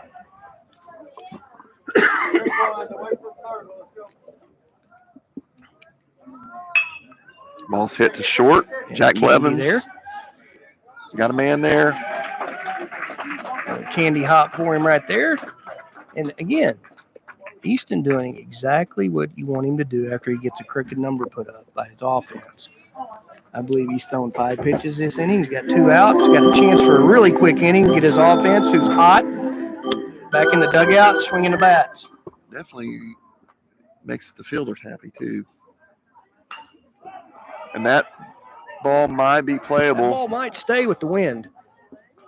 I lost it. I don't think there was a play made. 25, Hayden Leclerc.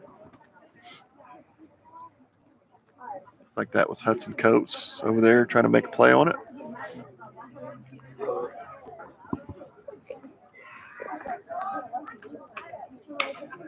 That's a Slow good job. roller. It's a really good job.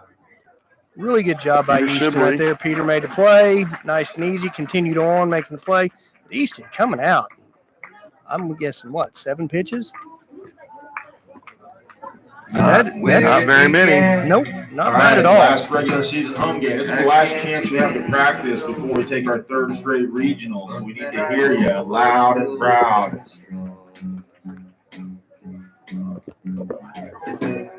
Wasn't the spring.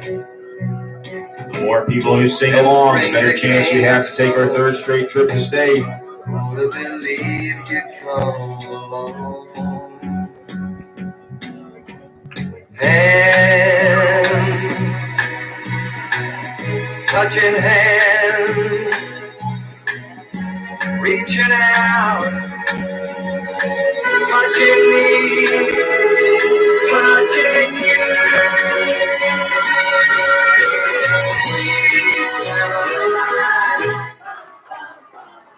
Your time never seems so good.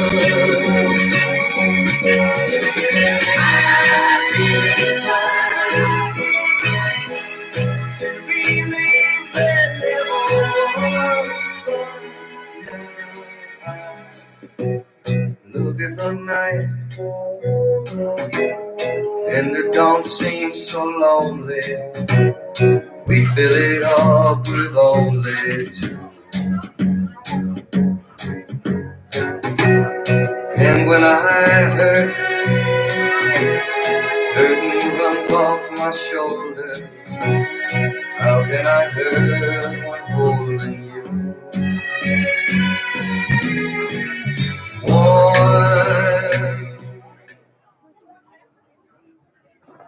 At the plate, third baseman, number 11. You know who he is. Malachi Wilson. All right, bottom of the fourth. Malachi Wilson steps to the plate. Takes ball one inside. I thought that ball dusted him.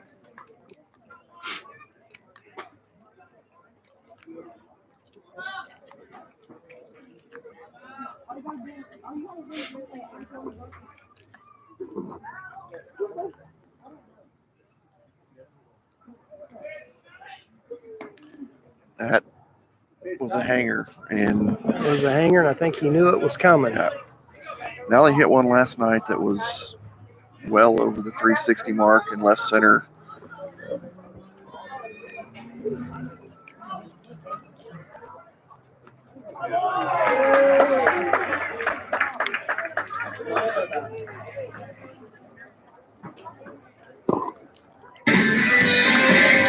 Pitcher's got a smile on his face like maybe he tried to do that.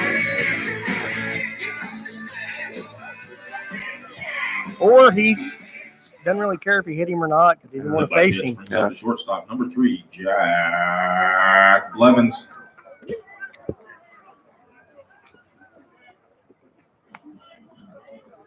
Jack's had a couple pretty good at-bats so far today.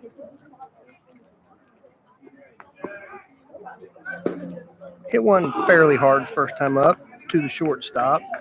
Line out. Didn't quite catch it the way he wanted. Second time up, he did. He hit one to the left center field gap that cleared the bases. He came home on the throwing area by the pitcher. His approach has been exactly what you want, though.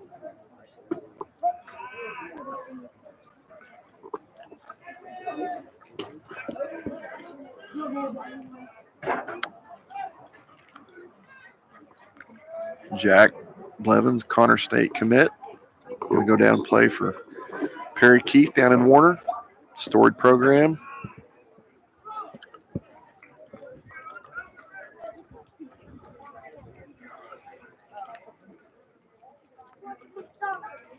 Played against some of those Perry Keith teams. I too have experienced the Connors Cowboys. Ball's laced into right field. Chieftains have something going with nobody out in the bottom of the fourth. Jack's got a nice day going.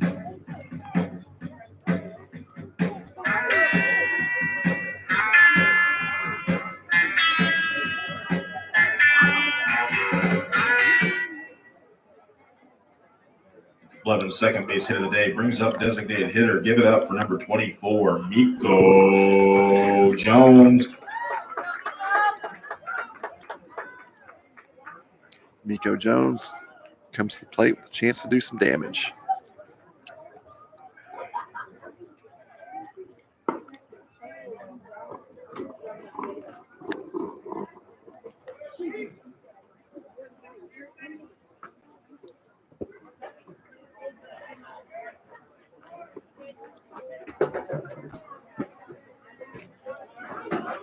I like to see Miko ready to go right now. Not in take mode. This 2-0 pitch. If it's anywhere in near his little box area, he needs to be ready to put a good move on it.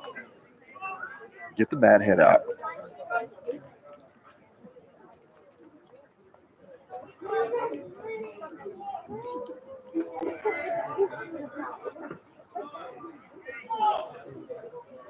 See if Coach Irvin gives him the green light.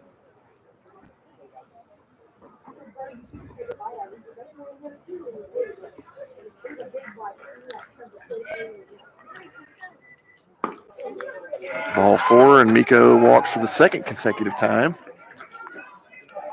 He's going to bring up Ty Kinnemer.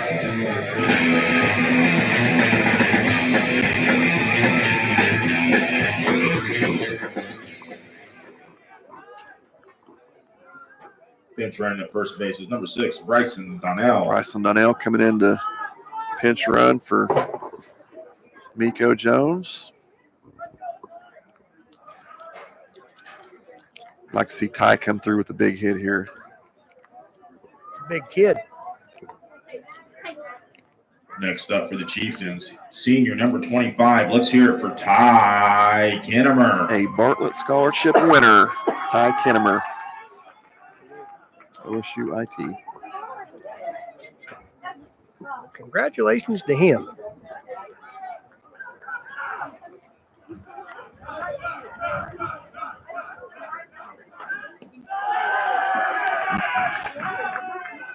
Wildcat pitcher struggling here in the bottom of the fourth. Lost his command a little bit.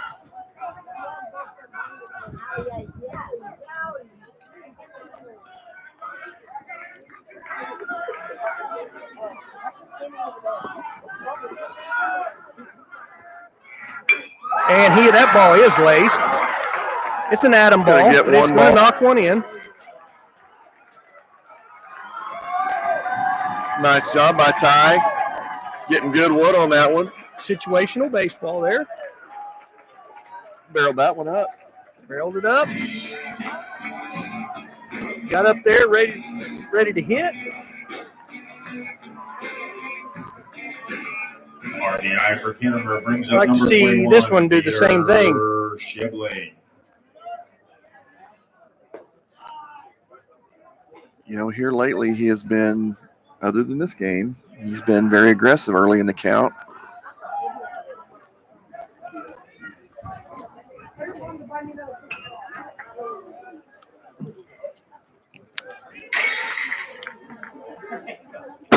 I don't dislike that. He knows he can't pull that ball. Looked like he was trying to go the other way with it.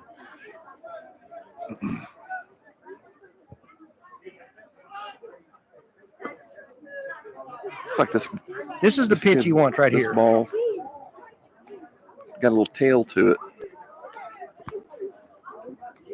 This is the pitch right now that he needs to be ready, locked and loaded. That was it. You called it, and he pulled off. That's not his game.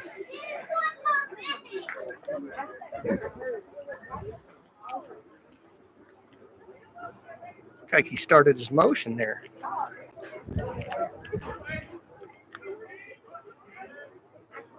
That's his the best game. at bat he's had because he kept his hands back and just that's a great at bat. And the umpire's going to give him another base. It's a great at bat there because he kept his hands back and just hit the ball where it should be hit. If he tries to pull that ball, it's a double play.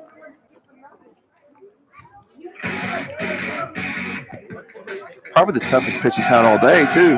Well, to be honest with you, the pitch that he had before that he fouled off was the pitch that he should have hit pretty much in the same spot, but he tried to pull it. That right there, he recognized that, hey, look, just hit the ball where it's supposed to be hit. And that's what he did. Number 22. And when he's going good, that's what he does. He gets the hits like that, and the hits to right center come too, but he peppers that left center gap. This is the one that's been locked in. Yeah. He had a good approach there, and looks like he might get an RBI there. Yeah. Hudson in the running for player of the game today. Well, he's definitely had the best consistent at bats. He and Jack Blevins.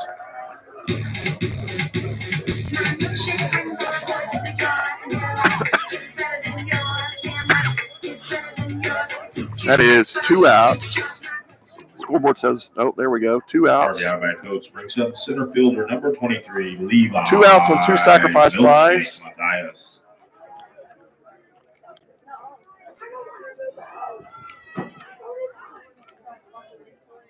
Move.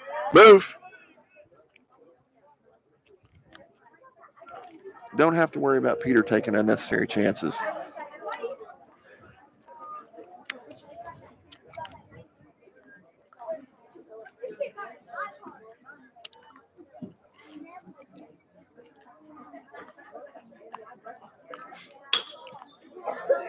Not real sure what that sound was. It sounded like the bat actually broke. Sound like a 1-iron.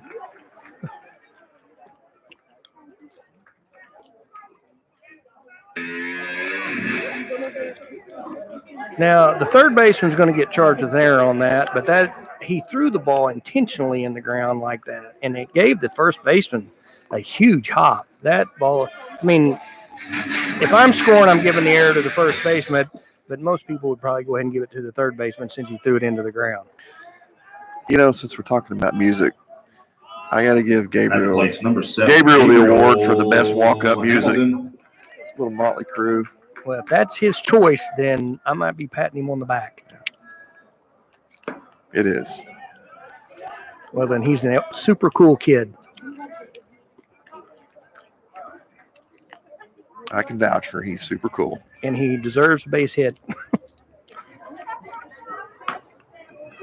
But he's not going to get one if he keeps going above his hand. That's not his pitch.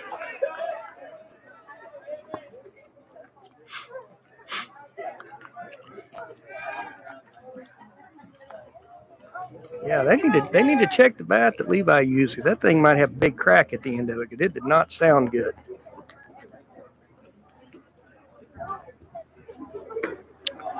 You pulled the string a little bit there. So 3 runs for the Chieftains in the bottom of the 4th. A few of those came. We got a couple base hits there that inning. There were some walks, sacrifice fly, but the Jack Blevins, Peter Shipley, base hits. My stat guy, Isaac, over here tells me that if the Wildcats don't score at least 1 here, it is a run rule. Well, they're going to have to do something that's been totally out of character for this game, and that's get to Easton. And he's been in total command.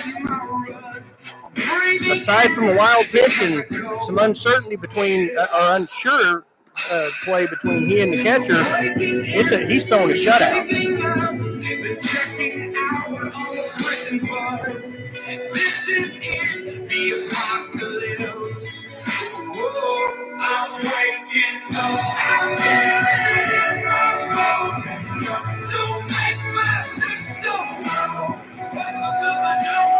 I'll be honest with you. The last 3 innings, he's been thrown in a rocking chair.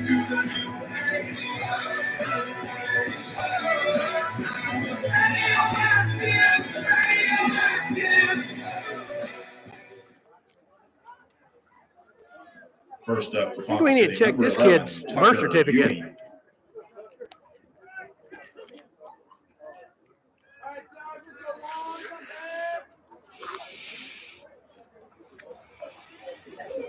Be a good way to finish out for this senior here on senior night. One of the last few games going to be played here at this venerable stadium. Last regular season game, if all goes according to plan. I believe the dirt has been broken, the dirt has been turned, and yeah, no doubt that was a swing there. That was a quick at bat. Quick at bat. That was. I'm telling you, he's been in total command. I mean, again, he's not going to wow you with velocity, but he's pitching. Folks. This is last call. You get 2 for $5. Get them while you can.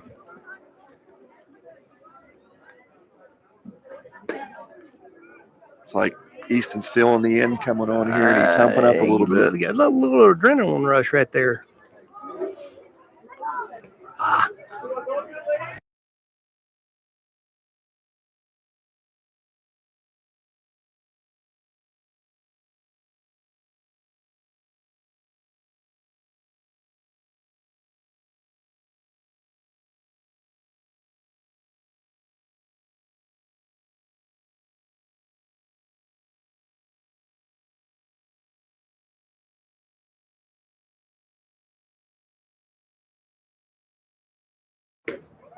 You got number 2. Number 3 there.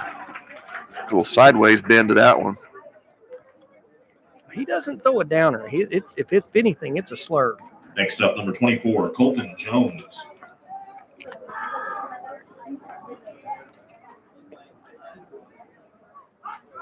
I'm not real sure. That was a breaking ball that he threw about 52 feet.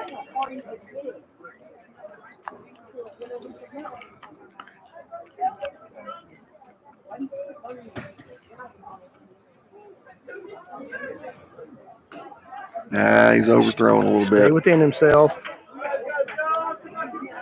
He's really settled down after that first inning and thrown a quality ball game.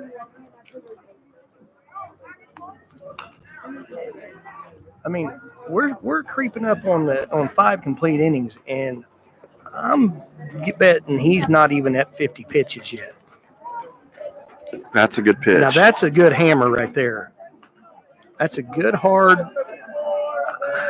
I can't figure out what it's a slurve. He can do whatever he wants right here. Good job by Blaine smothering that ball. I'd like to see him come back with number 1 right here. Yeah. Full count. Scoreboard's not correct. Got him. Ooh. I believe if Blaine. I believe the hitter was a receives it. little bit. Hitter's a Next little up, bit 16, too Brody confident on that because that was pretty close.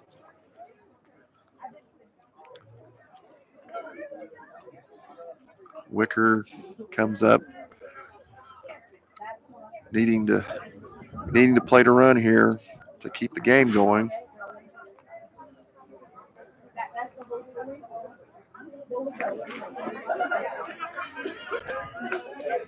Honestly, it wouldn't bother me a bit to see Coach go out and just take a couple deep breaths and finish this off. He's trying to do it. He's trying to force the issue too much right now.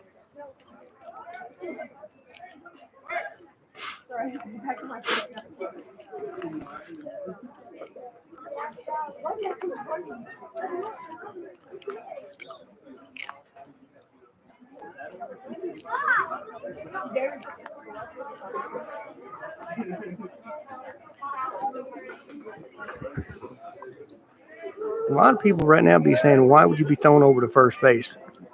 I agree with that question, other than maybe just clearing his head a little bit.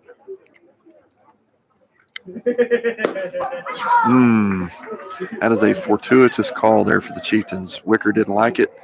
I don't blame him.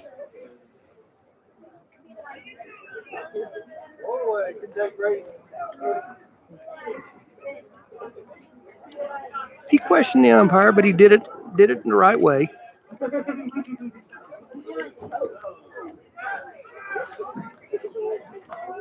The misconception is that you can't question an umpire. You can question an umpire as long as you don't show them up.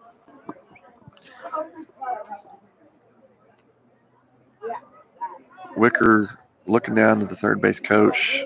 Third base coach, I am assuming telling his 3-hole to go get him. He's going to get a fastball here, if I'm not mistaken.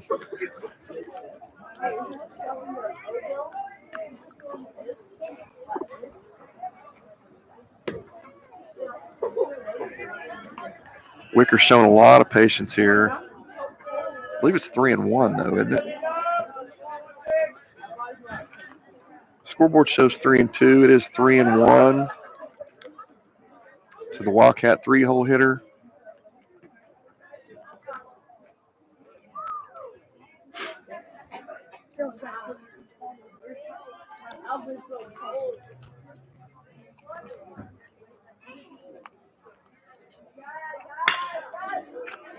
Oh.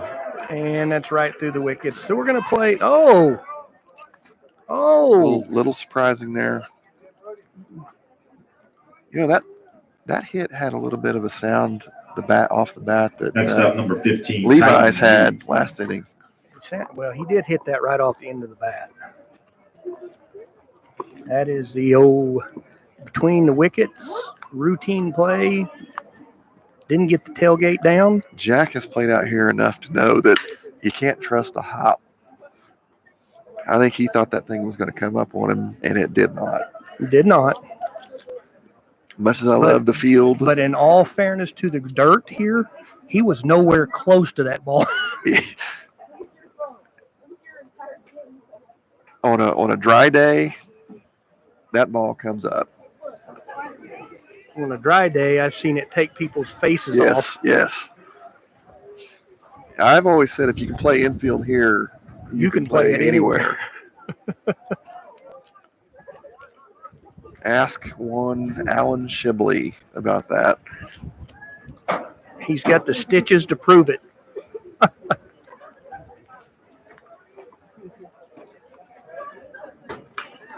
Which the Cougs open up a 3-game series tonight at home in Pullman against Fresno State. Non-conference action for the Washington State Cougars. This is their weekend to have a non-con. Go right back into the deep end of the pool next week with third-ranked Oregon State. At Corvallis? At Pullman. And more baseball. Cougs go Fresno State at home, Oregon State at home, USC at home, and then finish up the regular season in Eugene against the University of Oregon. And hopefully make the Pac-12 tournament, which will be in Scottsdale, Arizona. And, of course, Alan Shibley, class of 2018. 19, I believe. 19 or 20. Star shortstop and cousin to Peter Shibley, Carl Albert signee. Be remiss if we didn't mention also Caden Ashton, who recently signed with the University of Kansas. Rock chalk, baby. He is finishing out a stellar stint at NEO up in Miami. Caden being a former All-Stater here at Sapulpa High School and brother to Kason Ashton, the starting shortstop for the Chieftains. Easton's kind of run into a wall here, and I don't know if the long innings have kind of taken their toll, but he definitely does not look as comfortable right now as he had the previous 4 innings. He definitely can't be tired. He got the adrenaline bump after that second out. He tried to hump up, ended up walking the kid. It's a good pitch.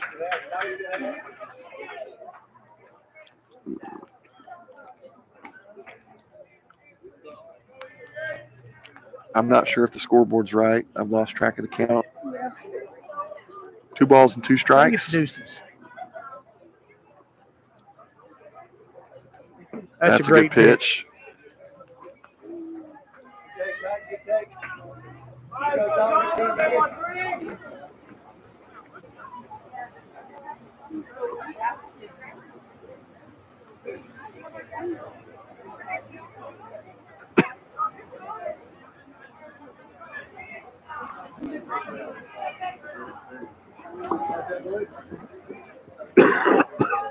I'd like to see Easton throw that pitch. I know I get it. They were in the, but that little breaking ball he just threw was that ball that might ball's go up in the atmosphere. That ball could go. Boy, ball was pushed way foul. The wind. That ball started out well fair, and just the wind just pushed it and pushed it. I want to see that breaking ball again. I want to see the hammer that he threw on the 2-2 pitch. You know, depending on his line, that thing is in position to make the green in 2.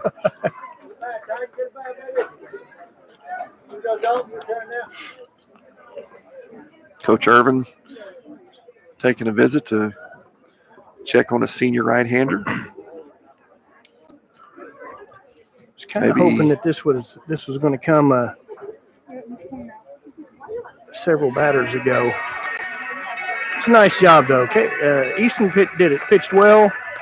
Like to have seen him finish it out, but honestly, he had every opportunity to do that.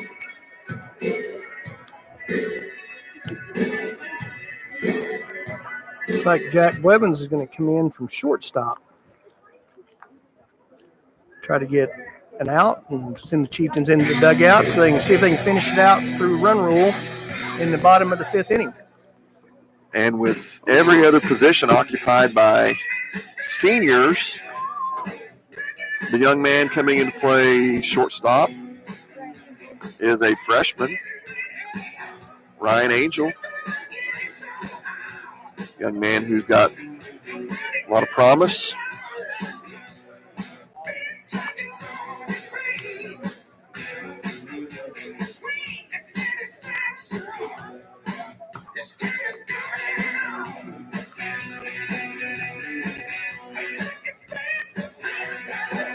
Not a lot of opportunities for Jack to pitch this year just because he is the number one catcher on the team.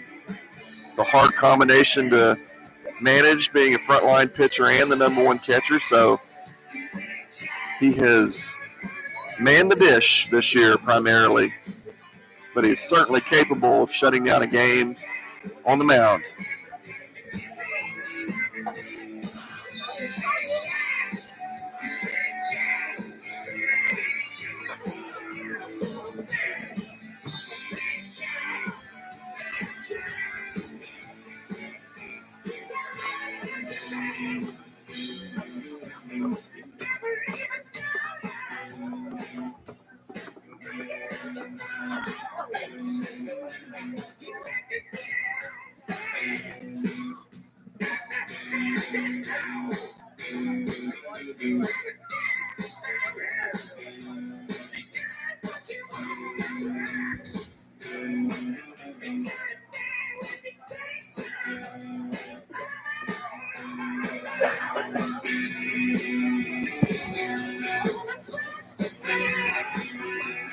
So Blevins comes in. He inherits runners at first and third.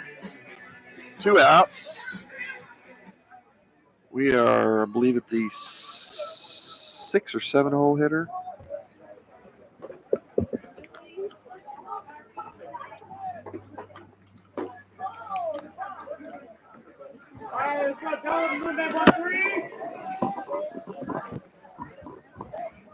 Jack's got to stay within himself and pound the zone here, not try to overthrow. And he could throw that pitch all day, and Ponca City hitter is not going to touch it. He was missed that by about 6 inches, pulling off the ball.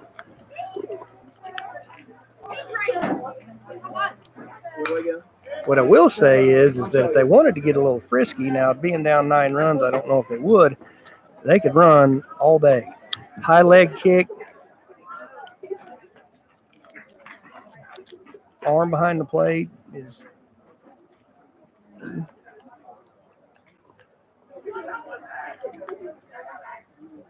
good breaking ball there by Blevins to finish the hitter.